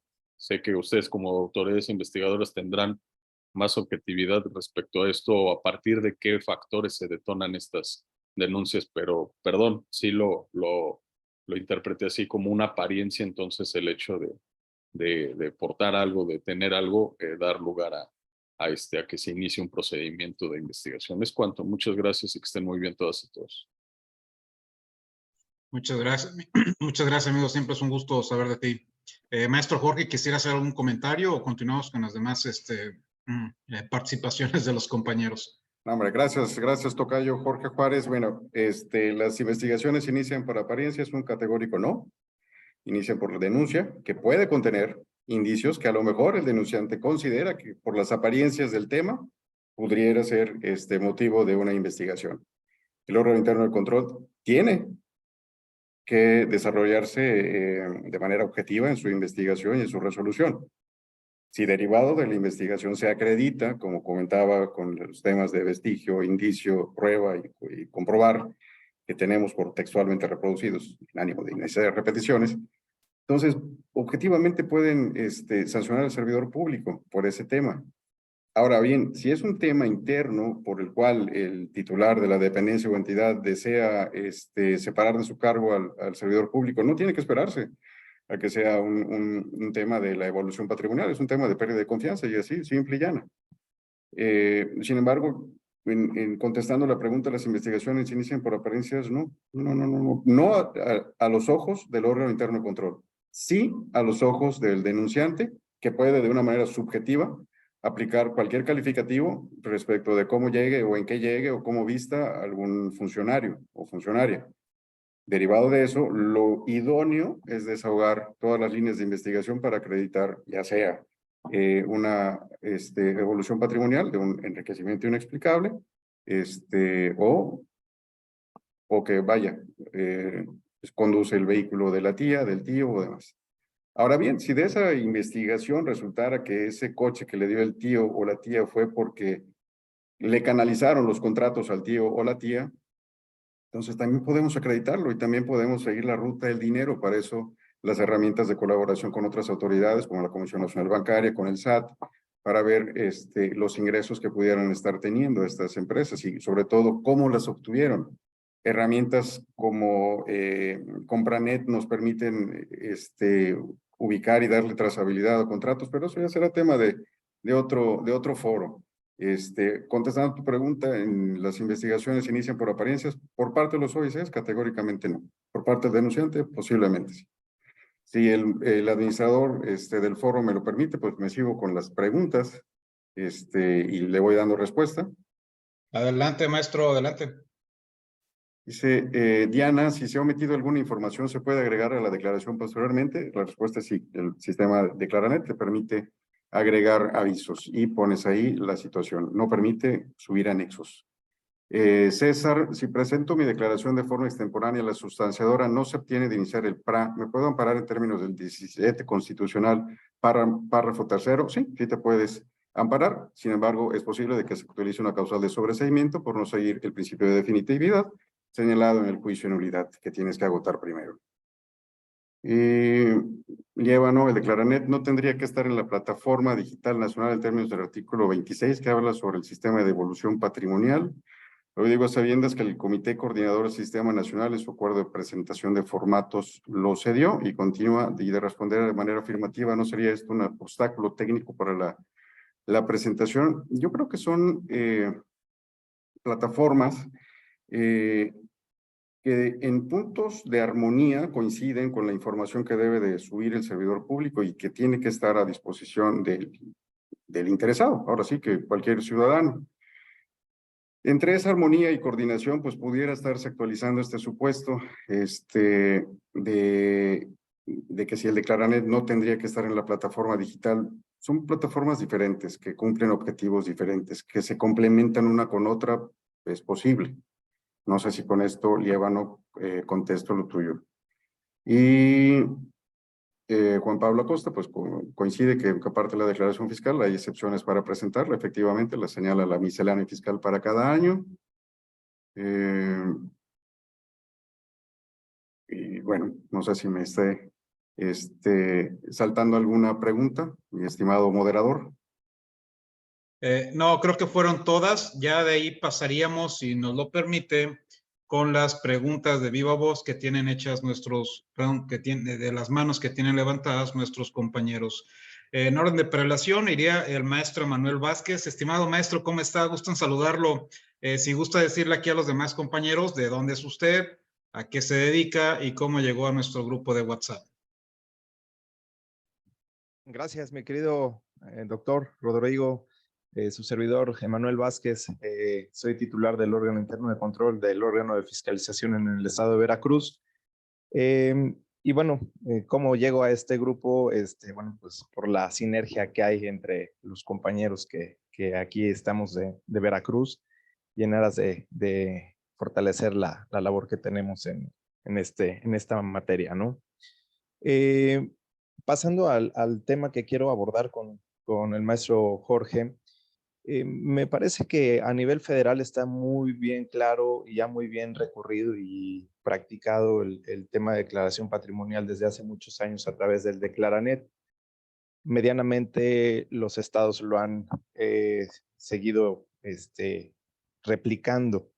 Sin embargo, a nivel municipal es un tema que todavía hay mucho que trabajar, porque incluso el artículo 34 de la Ley General de Responsabilidades, pues establece que en el caso de aquellos que no cuente con el sistema de declaración patrimonial, pues tendrán todavía que hacerlo a través de manera física, ¿no? Entonces, incluso el mismo acuerdo de septiembre al que hizo alusión el comité coordinador, donde ya no había prórrogas para presentar las declaraciones a través de los nuevos formatos, pues me parece que era necesario también partir de la base de que todos los entes tuvieran este sistema, ya fuera el Declaranet que proporcionó en su momento la Secretaría de la Función Pública a través de convenios, o la PDN, ¿no? Que estaba a través de un formato libre. Pero hoy por hoy puedo decir que en los entes municipales hay un gran rezago precisamente en el tema de declaración patrimonial, porque muchos de ellos aún lo siguen haciendo a través de la forma física, que esto todavía genera una complicación más para poder hacer las verificaciones de evolución. Pero además también el tema que nos encontramos o nos enfrentamos es que los cambios de administración suele suceder que además de hacer entrega-recepción, se llevan toda la información de bases de datos y no hay registros que pudieran dar cómo poder hacer la evolución patrimonial, contra qué se confronta. Entonces, y bueno, a nivel municipal, pues también tenemos pues datos de que ahí es donde se genera a veces mucho el tema de la evolución patrimonial de manera inexplicable, ¿no?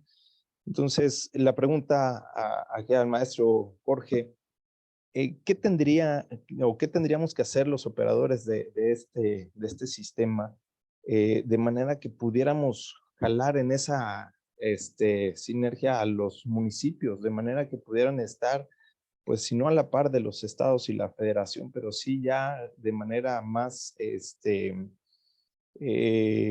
alineada a lo que se va estableciendo en una ley general? Que me parece que al haber emitido la ley general, me parece que los legisladores no pensaron en los municipios al 100%, ¿no?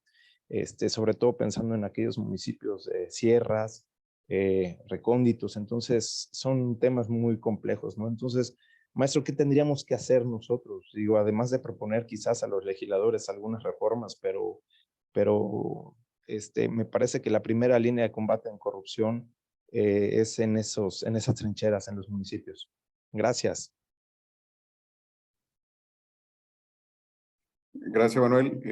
Pues de entrada, reformas legislativas, reformas a nivel de cabildo, que les permitirían a los órganos fiscalizadores tener la herramienta del input, del primer paso, que sería lo que declara el servidor público, y de esa forma contrastarlo, decantarlo contra lo que son los elementos que ustedes pudieran conseguir a través de los registros públicos, vehiculares, de la propiedad, del comercio, y eventualmente tener una plataforma confiable, certera, que a la hora de emitir la constancia reúna todas las características que le den una certeza, como es la firma electrónica del servidor público que está realizando esa certificación, para el caso de que no la tuviera, una firma autógrafa.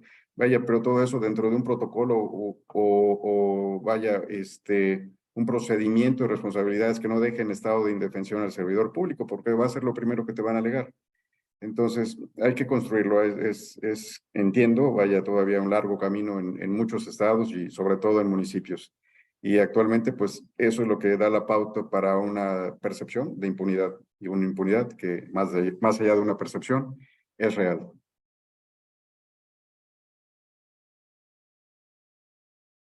Muchas gracias. Gracias, doctor.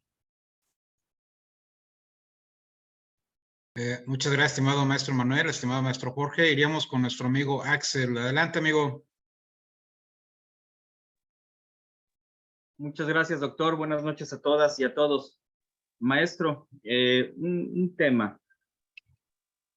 Y justamente cuando se abona lo que preguntaba un compañero ahorita, ¿no? Sobre la actitud bajo sospecha, que se parece mucho a lo que se ha alegado siempre, que es violatorio de derechos humanos cuando alguna persona es abordada por una autoridad y esta autoridad manifestaba, es que la actitud sospechosa me decía que, y de ahí se arrancaba una puesta a disposición. No pareciera, cuando se toma de este modo, que lo que se está tildando es justo una actitud sospechosa. Y lo que permite dirimir esa aparente ambigüedad justamente está en lo que manifestó después. Estos elementos objetivos con los que se acompaña esa investigación para entonces estar en condiciones como autoridad de presumir que existiese o no una responsabilidad. Y escucho, y ahí a esto va mi pregunta, que algunas de las cuestiones que fue vertiendo en su exposición tienen que ver con esta técnica también muy propia del derecho penal en la investigación de las conductas, Y hemos tenido ya en varios foros aquí la discusión de si sí o si no, de si es adecuado o no. Yo estoy por la idea de que en muchos aspectos sí requiere un análisis similar al que se hace en materia penal, porque los resultados del análisis de la conducta terminan siendo, a mi parecer, en muchos de los casos también con efectos similares, obviamente guardando proporciones.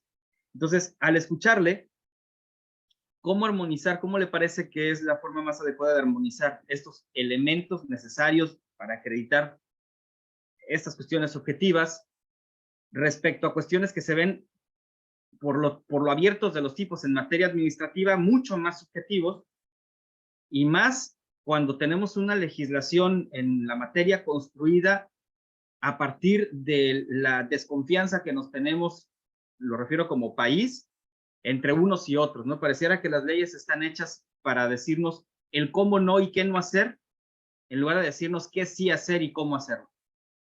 Esa sería mi pregunta. Gracias.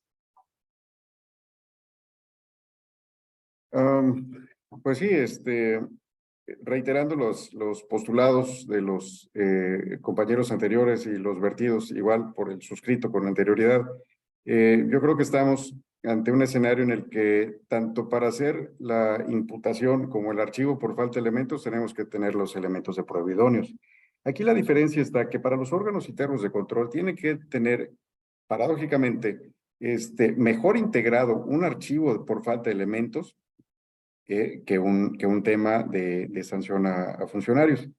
Porque en una revisión que se nos hace a los órganos internos de control, pues precisamente se cuestiona eso, ¿no? ¿Por qué archivaste si habían elementos? ¿Por qué no desahogaste esta línea de investigación? Lo que les comentaba, ¿por qué no pediste información al registro público del comercio? ¿Por qué no pediste información al registro público vehicular? ¿Por qué no pediste información a la Comisión Nacional Bancaria? Si el denunciante incluso te está señalando el número de las placas, el predio donde vive, vaya, todos esos elementos de prueba de lo que puedes allegarte y concatenar con los hechos denunciados y con la conducta y la tipicidad de la misma. Entonces, archivar un caso de esta naturaleza nos obliga a los órganos internos de control precisamente a estar documentando de mejor manera las cosas. No sé si con eso respondo tu pregunta respecto de la similitud con el proceso penal. Sí, maestro, gracias. Perfecto, pues las manos levantadas ya fueron atendidas y solamente queda una pregunta aquí que hicieron en el chat. Maestro, si gusta leerla directamente usted o su servidor, como usted indique. Es la que hizo Juan Carlos y luego una que hizo Gustavo.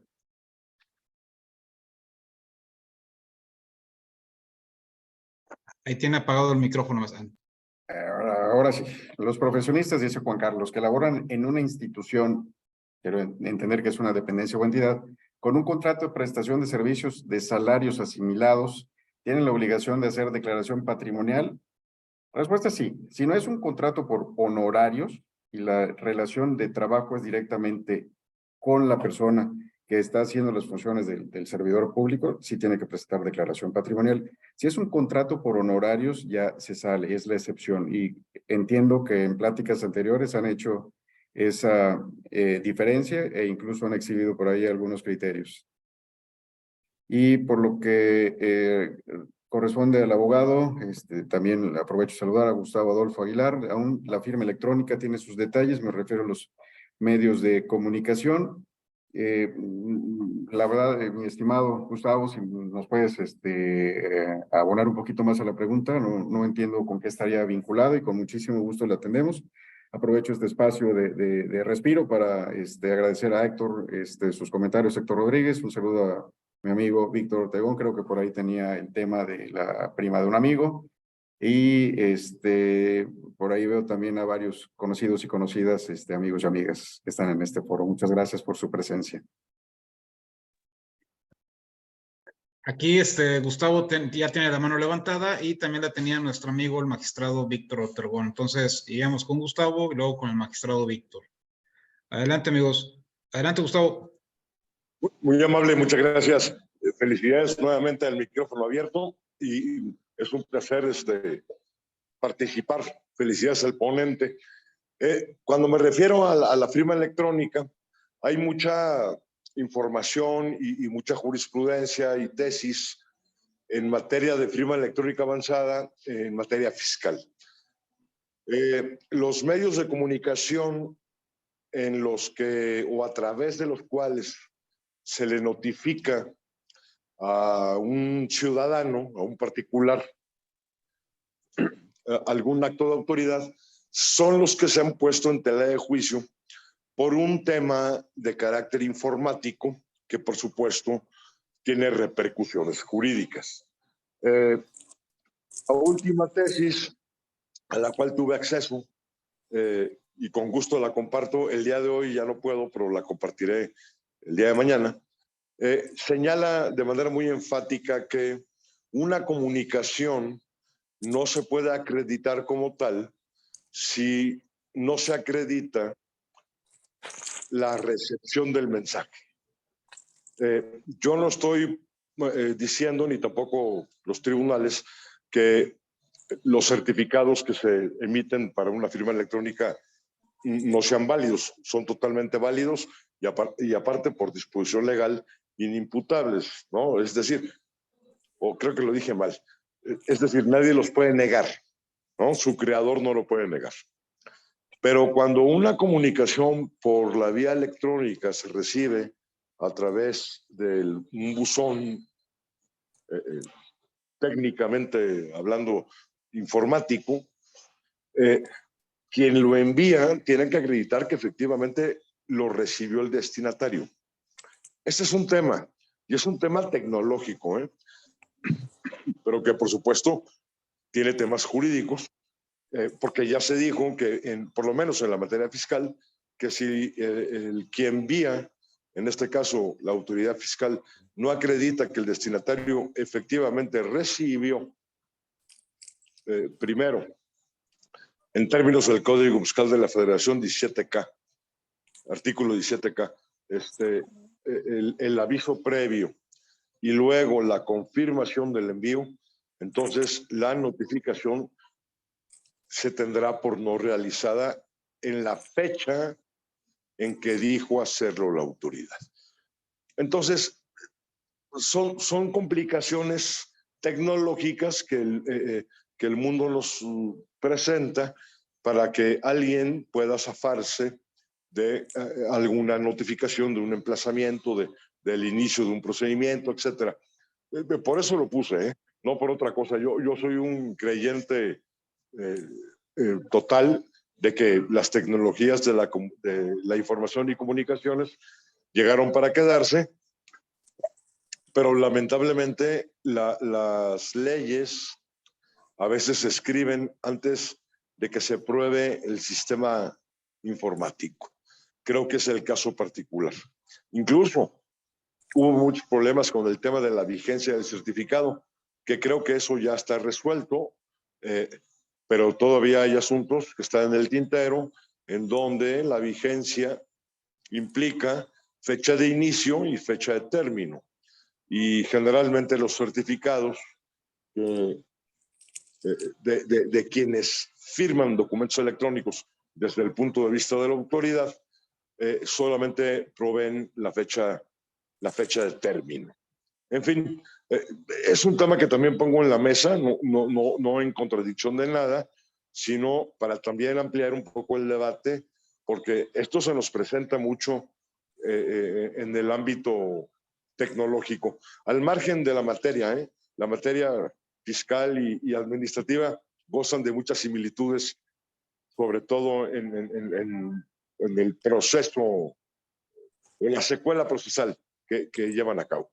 Muchas gracias. Y gracias a Víctor Ortegón por cederme el espacio, porque él alzó la mano primero. Gracias, Gustavo.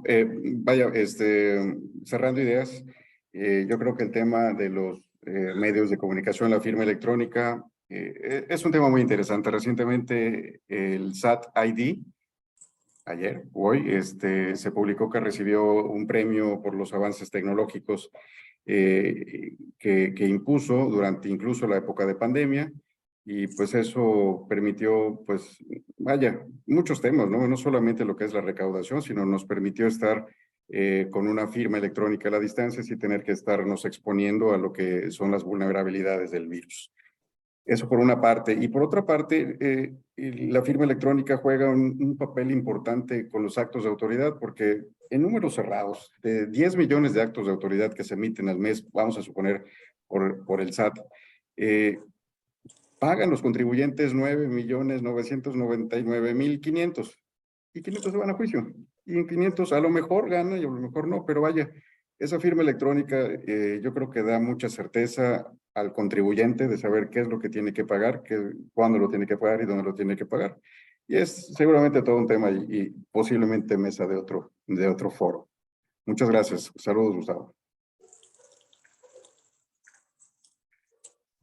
Muchas gracias, estimado Gustavo. Iríamos con nuestro amigo, el magistrado Víctor, quien ya también participó anteriormente con un micrófono de lunes abierto, junto con nuestro amigo Eliseo Miguel Kamal Zuluk, que les fue muy bien, recibieron excelentes comentarios. Adelante, magistrado. Muchas gracias, buenas noches a todos los amigos y compañeros del capítulo de Yucatán y a todos los demás del resto del mundo. Primeramente felicitar aquí a Jorge, muy atinado siempre he admirado mucho a Jorge por su claridad de pensamiento y no me canso de darte las gracias también a ti, Rodrigo, por este esfuerzo y porque de verdad nos das oportunidades para aprender a todos. La verdad es que yo me quería subir un poquito al pleito porque siempre me ha llamado un poco la atención, la verdad, como autoridad que hemos sido. La verdad es que vi bastante moderado a Jorge en sus comentarios, porque la verdad es que siempre hemos pensado y nunca nos ha preocupado en realidad hacer uso del privilegio que nos da ser autoridades para actuar a veces sobre ciertos elementos. Digo, y lamento decirlo así, pero es la verdad, quitándole todo romanticismo, sobre ciertos elementos que nosotros consideramos a veces indeseables en una institución, porque en realidad sus signos exteriores de riqueza exceden por mucho la posibilidad o los ingresos que proporciona el servicio público. La verdad es que lamento decirlo así, de manera tan brusca, pero a mí pues nunca me ha preocupado ejercer esa atribución. Ahora bien, antes de hablar yo había bajado mi mano porque hice mientras participaban mis demás compañeros, la verdad es que hice un análisis comparativo de los términos de la Ley Federal de Responsabilidades, que a mí me tocó aplicar como titular del área de autoría de quejas y responsabilidades, y los términos en que está la actual Ley General de Responsabilidades Administrativas, y la verdad es que se ha avanzado un poquito con la Ley General en cuanto a la objetividad de cómo iniciar un procedimiento por una investigación por un posible enriquecimiento inexplicable, ¿no? Porque antes en la ley federal, pues bastaba con que el signo exterior de riqueza fuera pues de una manera tal desproporcionado con respecto al ingreso de servicio público para sustentar un procedimiento de investigación, cuando la ley general actual, en cuanto a sus términos, sí establece de manera muy clara de que esta discrepancia tiene que derivarse del análisis de las declaraciones patrimoniales. Lo cual da un problema, porque pues yo no conozco un servidor público que esté sujeto a un posible enriquecimiento inexplicable que sea tan burro de ponerlo en sus declaraciones patrimoniales, ¿no? Entonces ya con eso se elimina la parte esta de las declaraciones, de acudir a eso que les llama mucho la atención, de decir, oye, entonces es por apariencia que se iniciaran procedimientos. Pero la respuesta es un rotundo sí, por supuesto que sí, esa es la realidad. Ahora hay que cubrir un poquito más de formalidades con la ley porque, insisto, la Ley General de Responsabilidades ya acotó esta facultad de inicio de investigación y dice que hay que analizar de la declaración patrimonial, que los datos de la declaración patrimonial arrojen esta discrepancia con respecto al ingreso que no se explique, de acuerdo a los datos de la misma declaración, con respecto al ingreso que el mismo servidor público está declarando. Pero tampoco podemos dejar de ver que en los términos del artículo 36 se mantiene de alguna manera incólume la facultad de iniciar auditorías. Como decía por allá, pues si antes podías iniciar una investigación solita contra un servidor público, pues habrá la manera de justificar, de incluirlo en un pool dentro de una auditoría para que se revise junto con su declaración la de los demás servidores públicos. He insistido mucho y la verdad es que creo que soy de los que van un poquito llevando la contraria de este tema.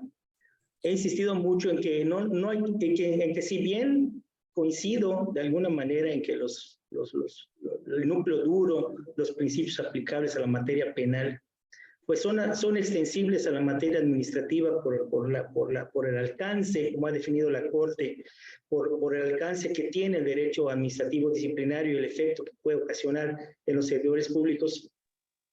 Esto para mí no quita que no todos los principios ni de todas las maneras son aplicables estos principios y que hay que dotarles de ciertos matices, ¿no? Pues era la verdad un poquito el comentario que quería hacer. Me queda claro que voy un poquito en contra, pero sí comentarles un poco algo que ya se ha discutido mucho en el chat, y es que para mí no hay que olvidar que el derecho administrativo sancionador es una herramienta que utiliza el mismo Estado para vigilar qué hacer de las personas que contrata el mismo Estado. Por eso siempre he dicho que sí tiene mucho de penal el derecho administrativo sancionador, el administrativo, pero también tiene mucho el laboral, porque a través del derecho administrativo sancionador el Estado define los requisitos y los parámetros de actuación de sus empleados que contrata. Entonces, no hay que olvidar también que, de acuerdo, pues el Estado tiene esta prerrogativa de fijar de alguna manera los requisitos y las condiciones de cómo quiera o qué espera de los servidores públicos. Y esto se ha aplicado mucho en discusiones como cuando platicábamos de la posible inconstitucionalidad o la inconvencionalidad de los códigos de ética en cuanto al artículo 49, fracción primera, y en innumerables discusiones más que no es el sentido, porque me va a reclamar Jorge que si soy su presentador, y tampoco quiero llegar a ese punto. No me queda más que agradecerles de veras la oportunidad de aprender y de compartir con ustedes enseñanzas. De verdad que es un excelente medio. Que tengan ustedes muy buenas noches. Gracias.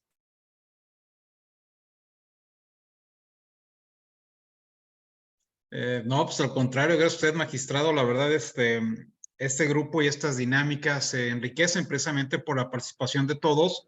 Es un punto o un lugar donde convergemos todos los operadores, seamos autoridades investigadoras, sustanciadoras, resolutoras de todos los niveles, ¿no? Y además también están nuestros compañeros abogados postulantes o personas que conocen mucho del tema, ¿no? Servidores públicos e incluso hasta doctrinarios, ¿no? Entonces eso ha enriquecido y fortalecido a Derecho Disciplinario MX. Muchas gracias. Maestro Jorge, no sé si quiere hacer un comentario en relación a lo que hizo nuestro amigo el magistrado Víctor.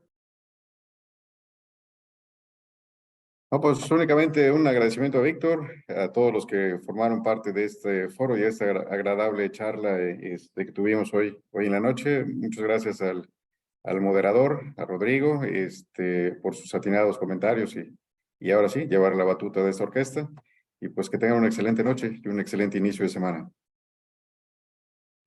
Pues al contrario, estimado maestro Jorge, le agradezco a título personal que haya participado activamente en nuestro lunes de micrófono abierto. La intención es esa, que el operador conviva con otros operadores desarrollando sus ideas, reflexiones, experiencias o comentarios. Creo que la opinión es generalizada. La verdad, hizo una excelente exposición, muy clara, muy concreta.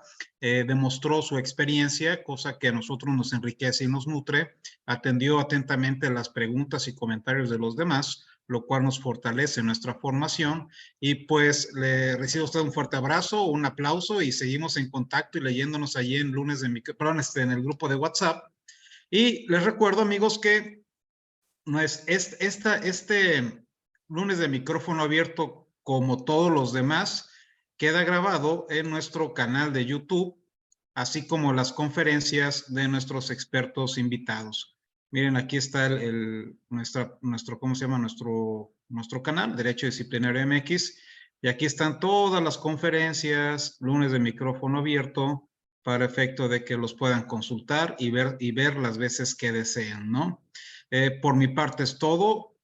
Nuevamente le agradecemos aquí a nuestro amigo el magistrado y sobre todo a ustedes, a nuestro amigo el maestro, sobre todo a ustedes también por dar un espacio en este inicio de semana inicio de labores, seguramente muchos siguen trabajando o ya están en su casa descansando. Pues muchas gracias, estimados amigos. Muy buenas noches. Perdón, Rodrigo, creo que el magistrado Gándara también quería participar. Ah, aquí está, me había dicho que había salido, entonces ya se incorporó. Magistrado, si está usted escuchándonos, adelante, escuchamos su comentario, participación.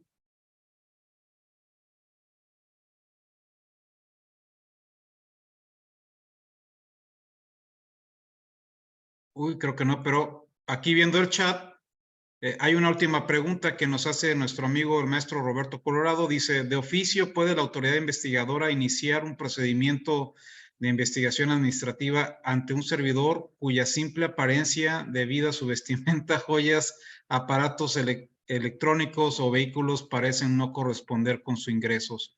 Creo que es una pregunta relacionada, maestro, con lo que usted ya había expuesto.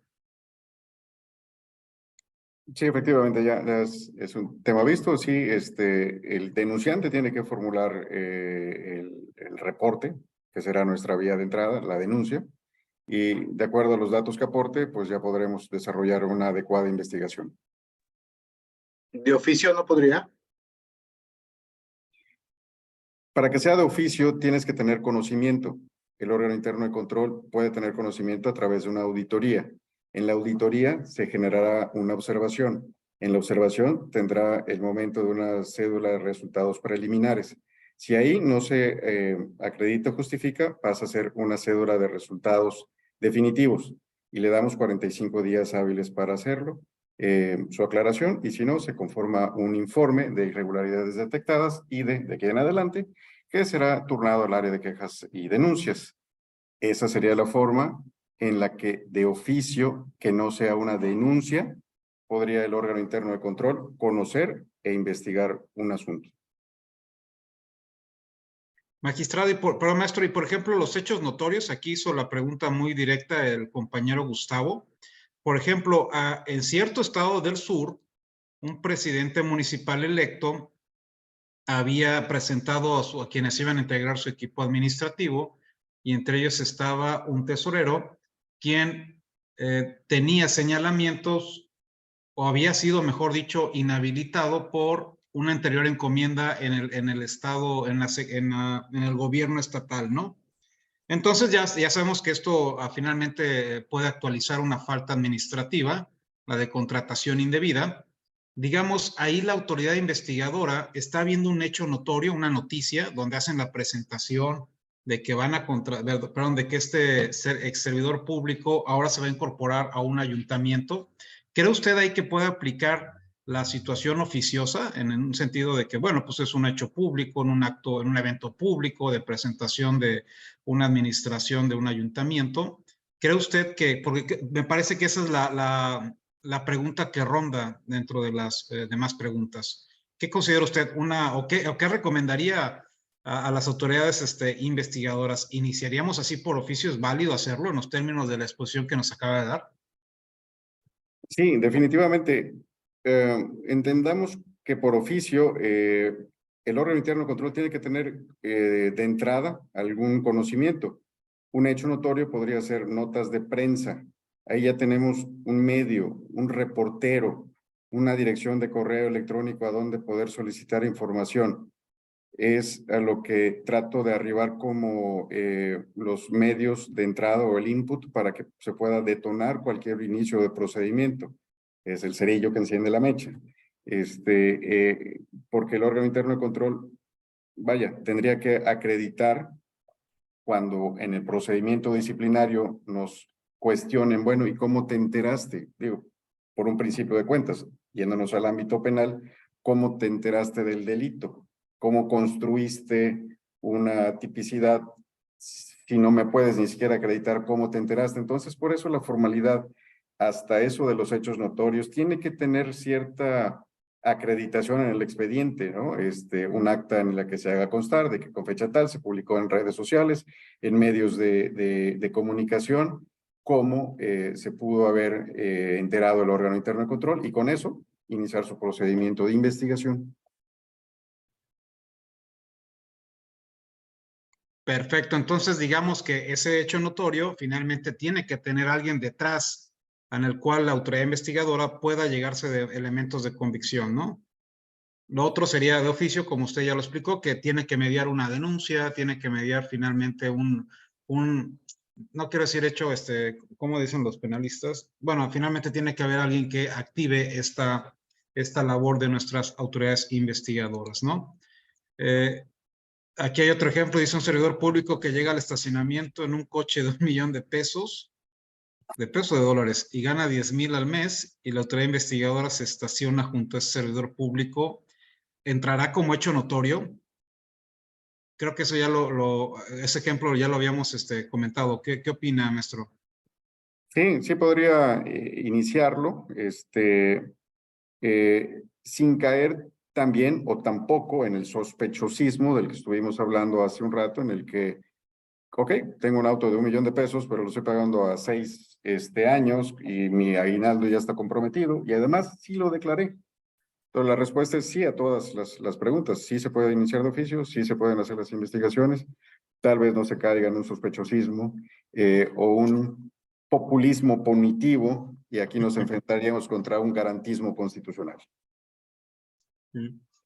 Excelente, excelente, muy bien. Bueno, ya vamos a leer la última pregunta que nos hace Javier.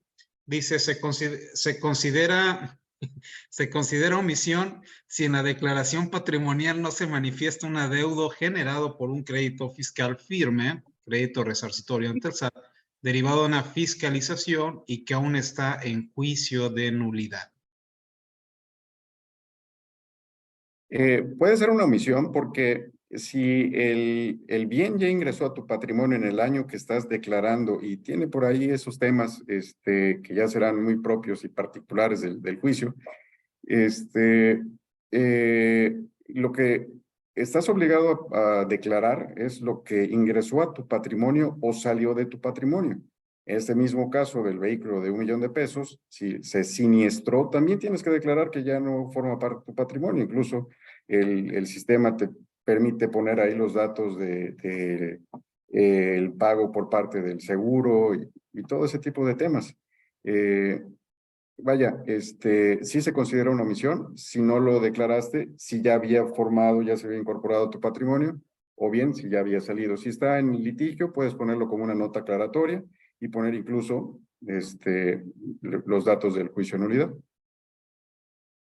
Con relación a Alicia Ortegón, pues existen las denuncias anónimas en las que pues eventualmente pues sí se recibían en ese tipo de eventos de esa naturaleza. Excelente, excelente, muy entretenido, pues. Muchísimas gracias, estimado maestro Jorge. Nuevamente le valoro que haya participado en esta actividad, que como vio nos enriqueció bastante. Reconocemos su experiencia y el dominio que tiene sobre el tema. Fue muy nutritivo para todos nosotros, en especial para nuestros amigos de los órganos internos de control, y un llamado para todos los servidores públicos, ¿verdad? Con la presentación de sus declaraciones próximamente, ¿no? Pues con eso damos por terminada la sesión del día de hoy. Fue bastante interesante, tuvimos un muy buen número, 91 personas conectadas, lo cual habla de dos cosas: del interés que despiertan estos temas y de que ustedes nos apoyan con la difusión de nuestros eventos. Muchas, muchas gracias. Pues reciban un fuerte abrazo y nos vemos en el chat, y nos vemos en el próximo lunes de micrófono abierto. Nos vemos, amigos. Hasta luego, buenas noches. Esta es nuestra amiga Astrid, amiga. Gracias al maestro Jorge y a ti, Rodrigo. Hasta luego. A ti, amiga, Abrazos, por George. recomendarnos. Abrazos a todos. Gracias. Buenas noches. Adiós, amigos. Está hablando, mira. Orlando, Axel, el maestro Manuel. Adiós. Está don Rubén, mira. Nos vemos, amigos. Muchas, muchas gracias, Febe. Gracias. Buenas noches. Buenas noches a todos.